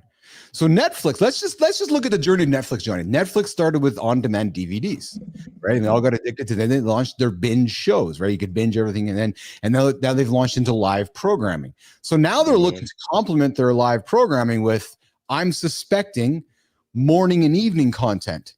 So don't kid yourself. Old Uncle Keith here is knocking on the Netflix executive door saying, hey, there's a morning show over here that if you guys want a morning show for men, we got a wonderful, wonderful platform for you guys. So I'm intrigued by that because you are continuing to see the demise of linear TV, which with you and I grew up with, and moving all to streaming. But all they're doing, John, is replicating what was yesterday, right? Instead of it being broadcast on a transmitter, it's being broadcast streaming. So I can assure you, there's going to be days we're going to wake up and Netflix is going to have a live morning show, a live evening show, and these live programming events. And you know what, pal? We've been ahead of the game for the last year and a half. So, and every single day, you know what we're learning here, how to produce a live show, the equipment, the timing, all this that goes in. Dude, I love the fact that we are so far ahead than others, right? That are still recording stuff. So I was excited about that news yesterday because that's cultural news. That just shows the emphasis around what we're doing here, and it shows the emphasis around live conversation. And you have to look no further than today's show, Johnny. Like all the chatter going on since the beginning of the show has been a nonstop conversation happening here, pal. It's been awesome. So 100%. You know, it's you know, as we talked about before, it's like everything kind of recycles itself. Bell-bottom jeans come back into style. Well, you know, we went into this, you know, it's like media is recycling itself, just obviously with technology. That's exactly it. And Shinku, you're right, man. I'm not going to stop swimming until we reach land. We got a lot of work to do, Shinku, and I appreciate you you hanging out in the boat with us as we're going down the journey. So, Johnny, I know we're going to get out of here. You're going to get out of here in a couple minutes. I got Jeremy Lastman coming up at 8:30 in the community corner to help wrap up that segment of the show. What do you got going on the agenda today? I know you're not getting much of a lift in because you're sore. Are you biking? What's happening today in your world, pal? Well, thank goodness today was a planned day off to begin with, but you know, my shoulders definitely got me a little limited. So it's almost like everything lined up just perfectly for me. Yes. Yeah. So I'm going to take, I'm going to use, today was a day off. So I'm going to use this time to, I don't know if, I can't say that we'll call it Valentine's Day, but definitely it'll be some really good connecting with Terry and I later today, because I've got extra time in my day. Nice. Hey, Jeremy Lastman, I see you there in the horizontal. I want to get you on the vertical feed as well there, Jeremy. Johnny, I'm going to make a big, bold statement here. The worst body part we can injure is our shoulder because it impacts so much of our entire body and all of our movements. Am I wrong? Like, you know, it's you don't quite realize, you know, like it's like, for example, like this left arm, I'm picking it up with my right arm because it hurts like a son of a bitch. It's all it is just a strain, but it's basically that the bicep tendon is swollen, which is then pushing on the nerve. So my whole arm is like fucking burning, you know? Yes. Yeah. And the more that I, you know, try to use it, the more it inflames, the worse it gets. So I just have to kind of just let it hang here for the day. And, you know, but you don't realize how much you use it until you can't. That's what thank God it's my left hand. Well, Yeah, and thank God Terry's around tomorrow for Valentine's Day, brother. But I'll tell you, Well, actually, I worked on becoming ambidextrous years ago. And one of the things that I did was I learned to fucking do it to empty the clip with my left hand. So I can do it both sides. If we empty the clip with the opposite hand, it's like somebody else is doing it for us. It's just a whole different pleasure experience. Well, you know, at very first it's different, but I'll tell you the coordination that you will get from learning to do it with the other hand, unbelievable. I could not agree more with you, man. So, gentlemen, unbelievable. There's the hack for this morning as we wrap the show up. Learn how to be a switch hitter. Learn how to be ambidextrous. Learn how to complete the task with the other hand. Dude. And like if you were to see, this is a weird statement, but if you were to see me fucking jerking off, you'd think that I was left-handed because I'm good. But then you see me throwing a baseball, you realize I'm right-handed. We need Rich Ingram on for this conversation. I love it. I love it. God, but I'm telling you, the shoulder, like if I sleep wrong on my shoulder, Johnny, and I get up and it's bummed, I can't get over how much my entire body. And I don't know if you can hear. I'm a little off today because my sleep was I almost didn't sleep last night. It was like I could not find a comfortable spot. I mean, of course I slept, but not that through the night sleep. I was awake a good chunk of the night because it was like I just couldn't find a comfortable spot. So I will say my nap is going to be extended today for sure. But you know, let that be the lesson. We don't, just because we don't sleep well doesn't mean that we shut the day down. We just keep on going. That's exactly right. Rick Cody coming in saying my cousin's shoulder got injured. She had to wipe her ass with the left hand. Well, that's the other thing, Rick, is that when our arms or shoulders get all messed up, the other things we need to do become a little more difficult as well. And as we learned in the beginning of the show, Rick, we shouldn't be wiping the ass. We should be using the bidet. We had an anal doctor drop some news this morning that men should be using bidets because toilet paper is wrecking our buttholes, man. And men, let me say, this is really helpful. If you need to wipe your ass on both sides because you're basically getting your thoracic twist work. Yes, right? If you do it, I swear to God, I wipe my ass with my right hand too long. All of a sudden, I can't get down there with the left hand. And keep in mind, I don't really wipe. I just blot to get the water off. Yes, Jeremy Lastman, this is the show you're coming into as John's leaving, and we're going to reset Jeremy's segment on the show. The movements, the way that we move in our lives makes a big difference. Well, all the way down to wiping your ass with both hands or learning to empty the clip with both hands. The way we do one thing is the way we do everything. That's it. That's it. I love you, man. Great show today. You have a good one. Take care of your shoulder, take care of your arm, and take care of your Have a good loop, my brother. We'll see you later. Jimmy, let's get this guy off stage. And before you bring up Jeremy, I'm going to reset here, Jimmy. Oh, my God. What a wonderful show, guys. I hope you have much fun here today as I am having. Man, it's how you do one thing is how you do everything, unless you got a bum shoulder. Yeah, true. And Rick, learning to be an ass wipe, the things Rick, I'm telling you, man, we drop nuggets here on the show every single day. You will not find these conversations anywhere else, and we all know that. All right, Jim, listen to the sounds, Jimmy. Listen to the sounds, Jimmy. You know what that means, Jim? It means that we're welcoming in our guests, and before you do it, I'm going to introduce him. Jeremy Lastman, hanging out in the green room over there, the horizontal room, the vertical room, going, what the hell am I getting myself into? Yeah. Well, we sell Jeremy. Yeah, Get the words out, Mr. Billis. Get the words out, Uncle Keith. Yeah. So we celebrated Jeremy a little while back. Yeah. Rick, stop, man. Just stop. We celebrated Jeremy a while back, and we got Jeremy on the show today. He's going to celebrate somebody for our Community Corner Creator Spotlight. But Jeremy Lastman has just rewired how we think about passion. And hey, the night before Valentine's, we got the right guy on the show. Yeah, not a luxury. Nope, not luck. Nope, a power source. He showed us how to tap into it, how to unlock creativity, energy, and real human potential. Men, if you feel stuck in burnout or just going through the motions, you need to follow Jeremy Lastman. You can find him on LinkedIn. This guy isn't talking about the future, baby. Oh, no. He's building it. Jimmy, let's get after without further ado. Let's bring our friend Jeremy Lassman into the show this morning. What's going on, Mr. Lassman? How are you, pal? Hey! Glad to be here. I love your setup, man. Look at you with the green lights behind you and everything, man. Fuck, I figured I'd match your green. I got the hue light as well, so let's see it. You are getting after it, brother. How are you, Pat? Yeah. Welcome to the lab. We celebrated you a couple weeks back, and even before that, you had no idea what the hell was going on. We celebrated you, like, what's going on? Now you're here. First impressions of the experience so far, Mr. Lassman, watching from the green room. Incredible. I mean, we got the horizontal, we got the vertical. I'm sure you're on all the platforms. We are, yeah. It's bright and early in the day over here in California, just getting my day going. I know you are.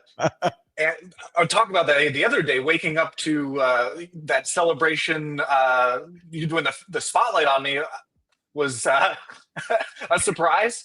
Awesome. Well, then that worked. Then. That's the whole point of it. That's what worked, right? We were having some great success with the Creator Spotlight. We're building a business on the LinkedIn platform and Subcycle the platforms. And beautiful idea. There's such great human beings out there that we just don't find time to celebrate or talk about, right? And I got to be honest, we stumbled upon this Creator Spotlight. We kind of fell upon it, Jeremy, and it's taken a life of its own on, and I love it. It's a great way to get back to the community. It's a great way to get people involved. A great way to get people engaged, and we come across a guy like yourself. You're like, holy smoke, this guy's doing some great stuff. Let's celebrate it. So Jared, for those that are just tuning in, take a quick minute. Who's Jeremy Lassman? What do you do for a living? What kind of impact do you make on the world? Who is Jeremy Lassman? Well, I most notably, I'm a former SpaceX technologist. I used to work for SpaceX back when it was more of the startup days. Yes. I was a lone wolf, only child, kind of. I was very neurotic, I guess I could say. Very in my head, big picture thinker, and very much struggled with not only picking what ideas to focus on and the perfectionism to do it, but struggled to get my ideas out in a communication sense.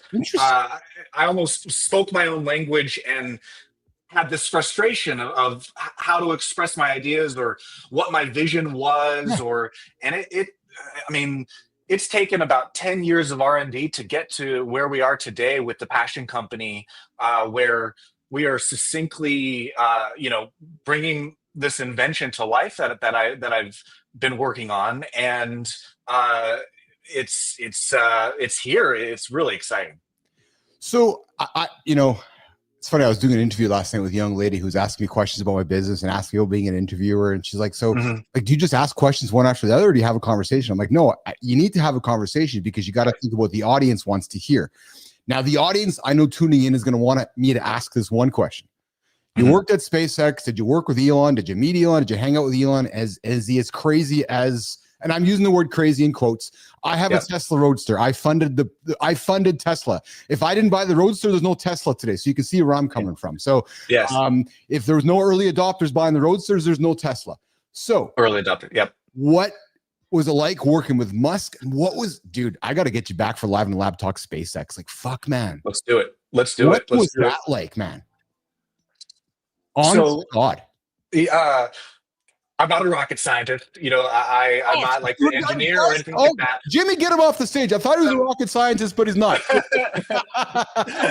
Talk to me. Scientist in a different dimension. There you go. Yeah. I literally, so my dad wasn't a designer engineer. He got my foot in the door. Okay.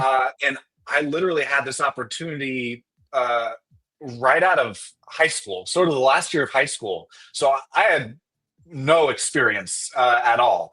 Yeah. And so the CIO at the time, Brandon Spikes, saw my potential, I was like him. I was a fast learner. Yeah. He always said like school of hard knock, like not, book trained, but just life trained. Yes. And so he saw kind of that like shared passion for technology, and that he could just give me things and I can learn on the go, and he could trust that I could just get things done that he would give me.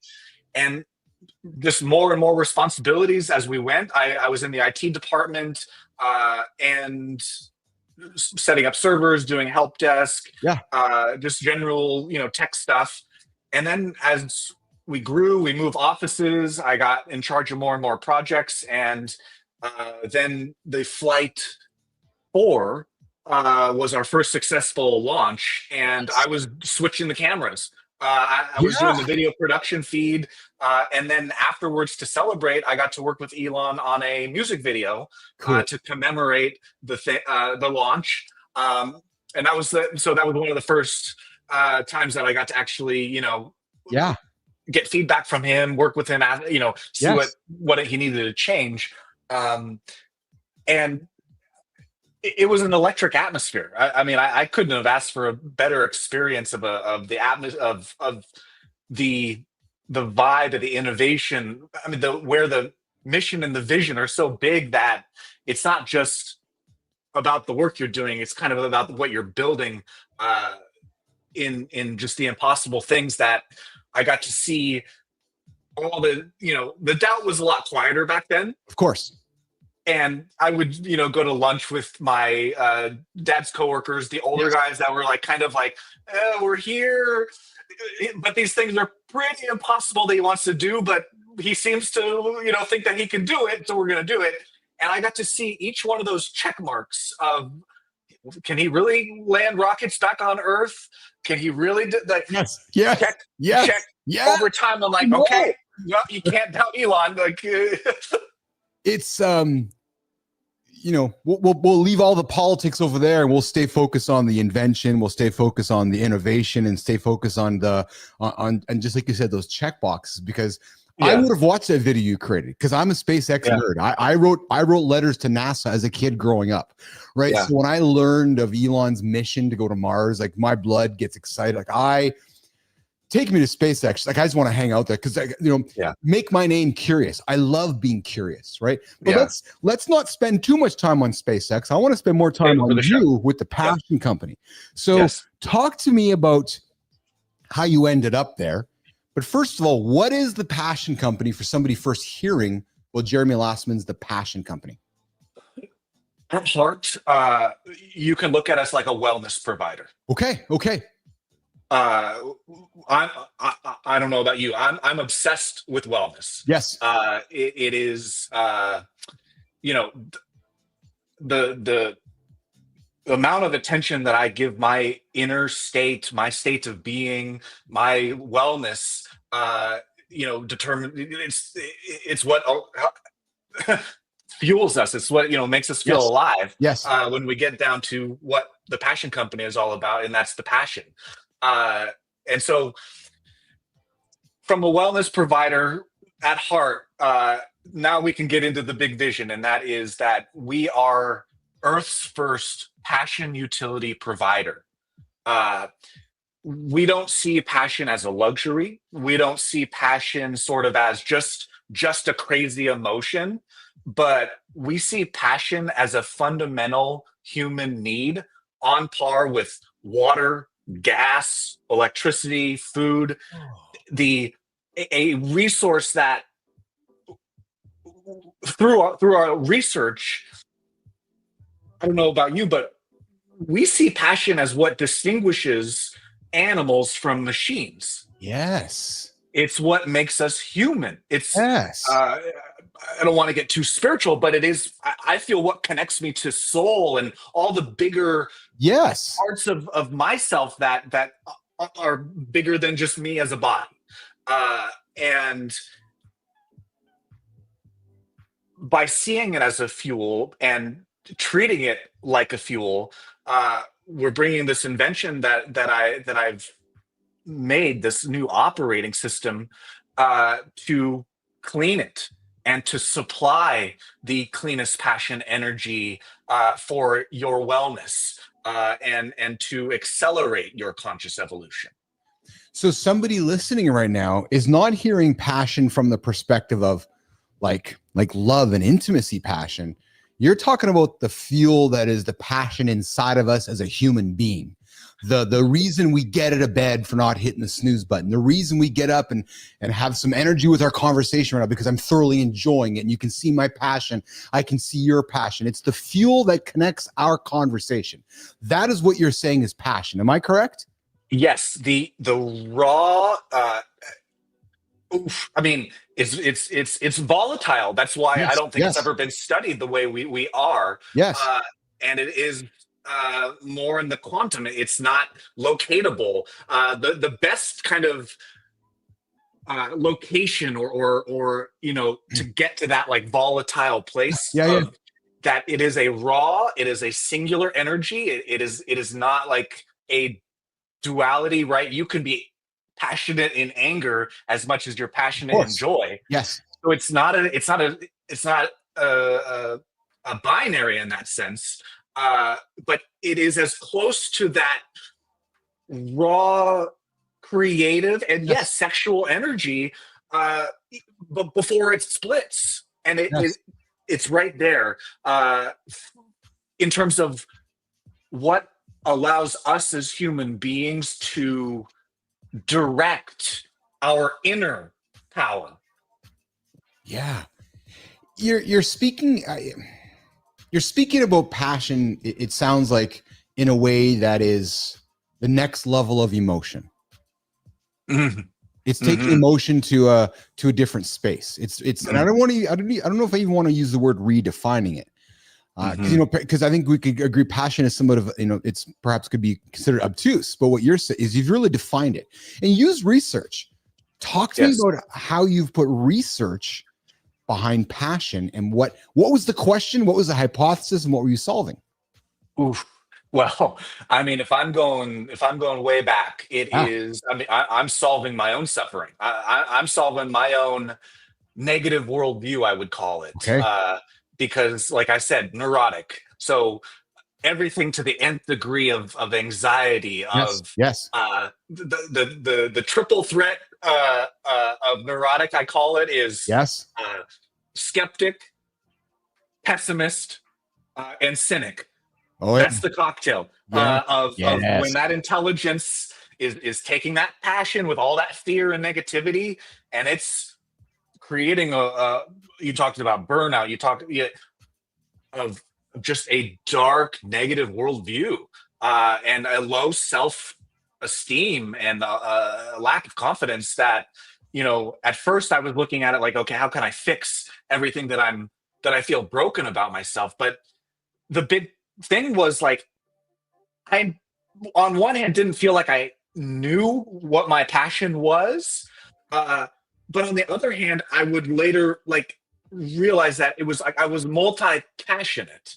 I couldn't just pick one thing and kind of focus on it in a consistent way. And I felt like because that was what you were supposed to do, pick one career for the rest of your life and do that. I had a rebellion against that, first off. But then when the rubber met the road, it's like, but then I don't know what passion is, because I get really crazy about an idea and focus on it for a little, then I would lose interest in it, and I just couldn't have that consistency, very wavy.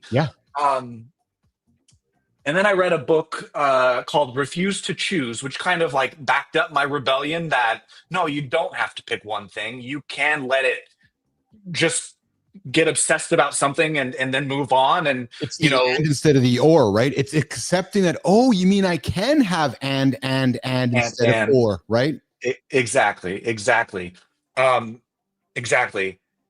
So then I got to this place where well,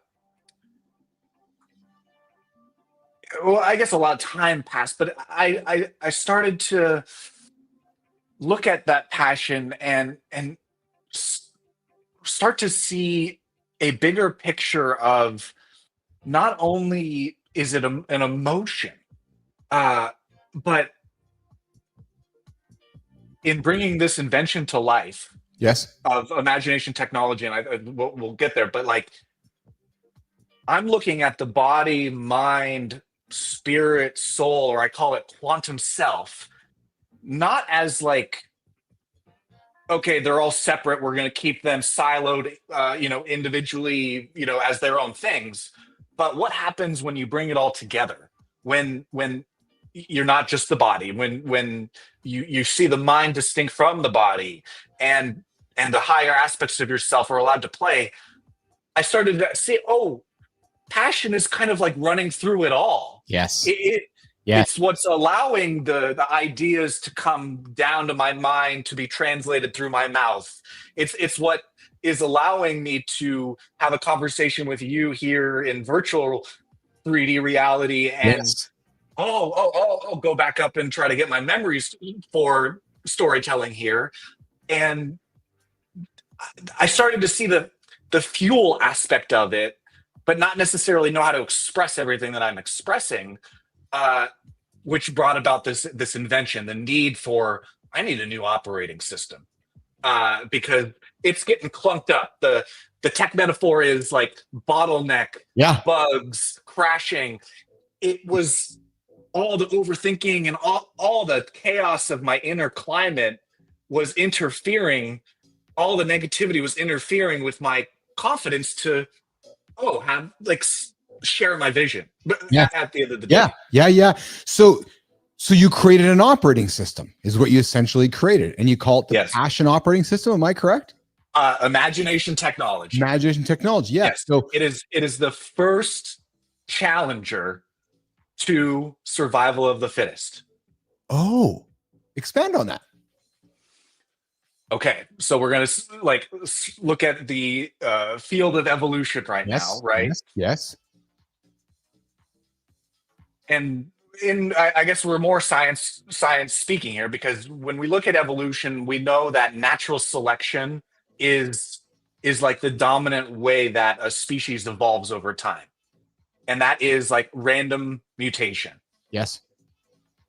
Millions of years that has been running the show unchallenged, and it has just gotten more and more neurotic, stress, anxiety, everything that's rampant in mental health nowadays, because we're taking this antiquated way of survival mode, competition, threat, fear as the fuel, and we're running it through this really intelligent body mind that we have here, and it's getting stuck, it's getting hampered, it's not running optimally. It's like, if we were to still use Windows 95 today, it would be slow as hell and crash.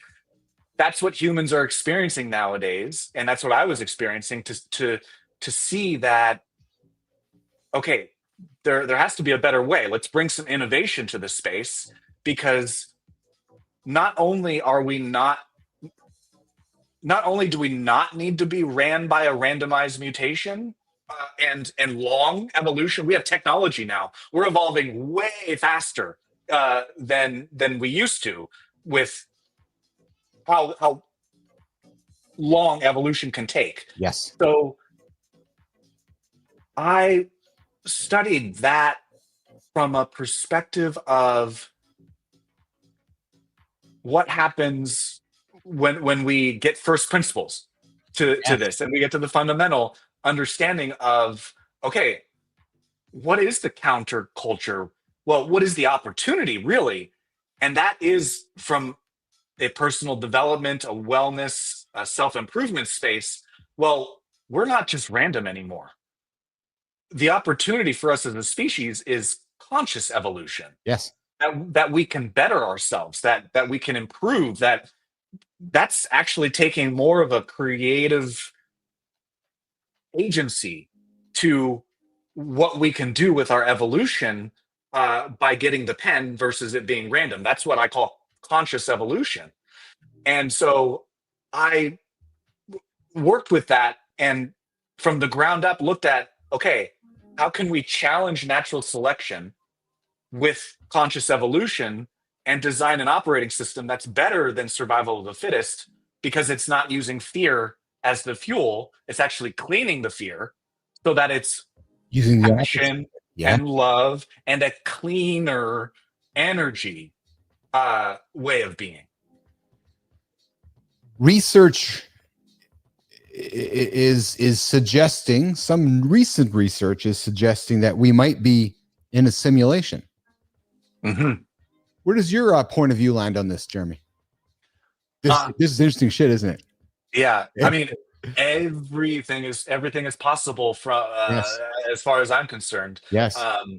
And humans aren't ready to wrap their head around that concept. And that to me is the biggest thing, right? There's guys like you and I that are curious, that have, brains that are out there. The guys like Elon, like our brains are way out there. Like, we're not going to Mars. No, we are going to go to Mars. We're not going to catch a rocket ship. Yeah, I'm going to catch a rocket ship. No, we're not in a simulation. No, we might be. Oh, never thought about that. Right? Yeah. Because it challenges everything that we were taught to believe. Exactly. It's scary. It is. It's scary because it blows the old world view. Yes. Especially from a survival of the fittest perspective, the old scarcity worldview, the old worldview that was fueled by a competition for resources, a separation, a us versus them mentality. Yes. So it's weird because I'm not as scared of it, because I've always looked at from a metaphorical perspective, like my mind is like a computer. In the early days of when I was trying to understand my own emotions, and to have emotions rather than suppress them and hide myself and all of that stuff, I almost felt like I was a robot learning how to have emotions. And it's because our minds are computers. And, I listened to a fascinating podcast with Lex Friedman and Elon when they talk about Neuralink and how some of the advances they're having there, and how, some of the early stage humans that are using it have their, if we think of computers as processing bits of information, right? And how Neuralink is creating humans to process bits of information faster than what a normal human can process information, right? So we are computers, right? And people aren't ready to think about that we're just Westworld, that there's some person somewhere else just controlling us in some game, right? It's listen, we can go on this forever, and I'm gonna stop it right here. I want to keep our conversation moving toward the creator spot. I do want to have you back because this is awesome, man. I love set it up. I love this kind of conversation. I love the conversation. I love first principles thinking. I had this conversation last night with somebody who was like, what's that all mean? I'm like, oh, it's taking something that we know and blowing it all up and starting from scratch. And she looks at me like, really? Blank slate. I'm like, yeah. I go, you have to eliminate every assumption, eliminate every endpoint, eliminate every starting point, and start with a blank piece of paper. And she kept trying to get to, yeah, but what? Yeah, but I mean, no, yeah, but. And I love going into with customers or vendors, Jeremy, and asking somebody, for example, the pizza. I'll use a pizza metaphor. You go to a restaurant and they're going to make you pizza. Well, they're going to make you a pizza the same way they made the pizza for every other customer. I like to ask the question, make me the pizza from first principles approach. Oh, what do you mean? Pretend you've never made a pizza before. What does it look like? What does it smell like? What's it taste like? Most companies and businesses aren't prepared for that question because they're only going to give you what they've always done. I love the idea of first principles because in my previous business, it challenges our colleagues. It challenges people to think, because I don't think enough leaders. That's why I respect many of the stuff that Elon talks about. I don't think enough leaders encourage us as humans to think that way because we're so naturally inclined to accept how it was done, how it's always been done, and just assuming that that's how it's always going to be done. It's not the right way to look at it. Hence, let's catch the rocket ship with some chopsticks. Oh, I never even thought about that. Right? Like, really? Yeah, exactly. Right? So, anyways, Jared, listen, let's get to the creator spotlight, my friend. We did not get a name from you. Do you have a name you want to drop on here for us today that you want to celebrate somebody for the creator spotlight, or are we just here to talk about Keith and Jeremy today? Oh man, I missed that part. That's okay. That's okay. That is absolutely okay. That is absolutely okay. Do you have somebody top of mind that you want to that you've been working with that you've been? I'm going to put you on the spot, brother. Putting you on the spot, brother, because I know you're a smart motherfucker. Yes. Putting you on the spot. I know you might have somebody. And while you're doing that, Jimmy, Actually, no, go ahead. someone does come to mind, actually. I bet somebody does come to mind. It's my friend Robert Alexander. All right, let's do it. Hold on. Is that who we're going to celebrate today? I would love to. Yeah. Awesome. So Jimmy, let's do this, man. We're going to do this right now. I'm going to get him onto LinkedIn. He's on LinkedIn, right? Yes. We are doing stuff we never do on the show, which is Robert Alexander. He should be. Yeah, he is. See here. Is he from Ventura, California? Correct. Yeah, there we go. All right, Jimmy, I got him up here, pal. I'm going to drop him into the feed for you, Jim, and we're gonna do this on the fly. This is why I love live conversation. This is why I love a live show, because it allows us to do, because this is the stuff that people freak out on. Again, I had an interview with a lady last night, and she's like, "You do this live?" I'm like, "Yeah." She's like all the stutters. I'm like, "Yeah." All the mix up. I'm like, "Oh yeah." She's like, "All of it." I'm like, "Oh yeah." Like, no, this is not recorded bullshit. Podcasts are yesterday's news. You got a well-oiled machine here, man. We're all about live shit here. Jimmy, let's do it, man. So today, Mornings in the Lab with Keith and friends. Jimmy, are you ready, pal? Yeah, I see you got it up there. Today, we are here to celebrate with Jeremy Lastman in the Community Corner. Mornings in the Lab, the Creator Spotlight. Today, Jim, let's pull him up on stage. It is going to be... Yes, it's Robert Alexander. Hey, Robert. Robert, I'm looking at you, brother. You got your buddy Jeremy Lastman here on stage. We celebrated Jeremy a few weeks ago in the Creator Spotlight. I think, what the hell is the Creator Spotlight? Well, we got this morning show for men called Mornings in the Lab with Keith and Friends. I'm the Keith guy in the title. Yeah, true story. All my friends are gone. That's why Jeremy's here. But anyways, we have Community Corner. We pop it up this time in the show, and we have a spotlight, the big old Mornings in the Lab spotlight. Can you see it? It's like this big, and we wrap and just make it bright. And then we find somebody on the platform, we shine it on them, and we celebrate them. We create content and celebrate them and invite them on the show. That's why Jeremy's here, because we celebrated Jeremy a couple weeks ago. So Jeremy is paying it forward, Robert, and celebrating you today.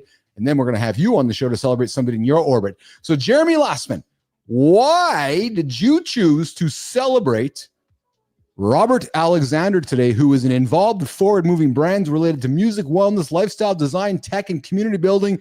He's flourishing, never sounded so good. The time is now. He's all from Ventura, California. LifeRhythms.us. Why are we celebrating Robert here today, Jeremy? Man, he's a good friend. He's a fellow, sensitive soul, just really in tune with energy, and he brings it to his craft of music. So on one hand, he makes awesome regular music that is electronic. It's a little spiritual and he really into the frequencies. And then on the other hand, he makes this custom designed music for people that provides a healing and uses frequencies and taps into things that are very unique for ways of using music and releasing just overall and just an experience that you need to experience with him of what sound can do as an art form there. I love that you said Robert's a sensitive soul. It's meaningful to me, because this show is for men that are comfortable with what you just said, that are comfortable with emotion, comfortable with expressing feelings. We talked about the Super Bowl, that the head coach cried after the Super Bowl. And I know I have a bunch of stoic men like, you don't cry. Dude, the guy just won the fucking Super Bowl. He had emotion. Let him cry. Yeah. Let him enjoy the moment. Like, it's okay to have emotion. So I it's so 1900s. Right? Well, listen though, brother, you know as well as I do, there's still a lot of men, and there's there may be some toxic masculinity re-emerging in society, and my goal here is to continue wiping that aside and providing an alternative conversation space where we can talk about sensitive souls like Robert. Yeah, that to me is real masculinity. When you can be sensitive, you can have awareness, you can tap into energy. I know you're an energy kind of person as well. So this is, I'm really pleased we're celebrating Robert here. And Robert, we want to have you on the show, man. We want to have you on here to celebrate you and celebrate somebody in your orbit. Robert Alexander, come on, hang out with us, brother. That was good. That was good, Jeremy. I'm pleased with this Robert Alexander dude. We're going to get him on the show and hang out with us. So there you go. What do you got going on today, brother? You're just starting your day, man. It's 7 o'clock. You've been up with me for a little bit. You're like, holy smokes, I got a whole day ahead of me. Are you in a relationship? Are you single? A relationship or a relationship? Yeah. So tomorrow's Valentine's Day. I got to ask, man, are you ready for it? Or we had a big conversation today about the missing ingredient for lasting relationships. It's communication. What's going on in your world, pal, for the next 24 hours? Oh Not man. listening. She's sleeping right now, isn't she? No, she's already off to work. No, yeah. Oh man, you're you're tapping into a very interesting side because like I said, I'm a rebel at heart. I'm not really a conventional, and I don't really subscribe to holiday kind of Me too. I'm gonna offer. I'm gonna cut. Yeah. Me too. And I'm gonna maybe complete your sentence. I think Valentine's Day is every day. I think my wife's birthday is every day. I think Christmas is every day. I hate how society has created a world where every single month we need to look towards another corporate commercial event.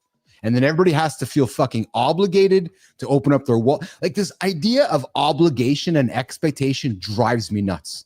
I rebel against it. Yeah. You and me both. But yet Yeah. I think, I have children now, and I live in a society where I got to find a way to balance it. Do you follow me? Where it's like, okay, Yep. I'm going to recognize it's Valentine's Day tomorrow, baby, because I love her and we're going to do something about it. But to me, Valentine's Day is every day. Mhm. And I, Yeah. you know what I mean? And that's why I wouldn't expect you to catch on to it, but we start the show here with the morning loop because we subscribe to the idea that there's no start and end. It's the loop, right? It's the loop. It's just a continual loop, right? And if you want to be successful in life, I think you would subscribe to this.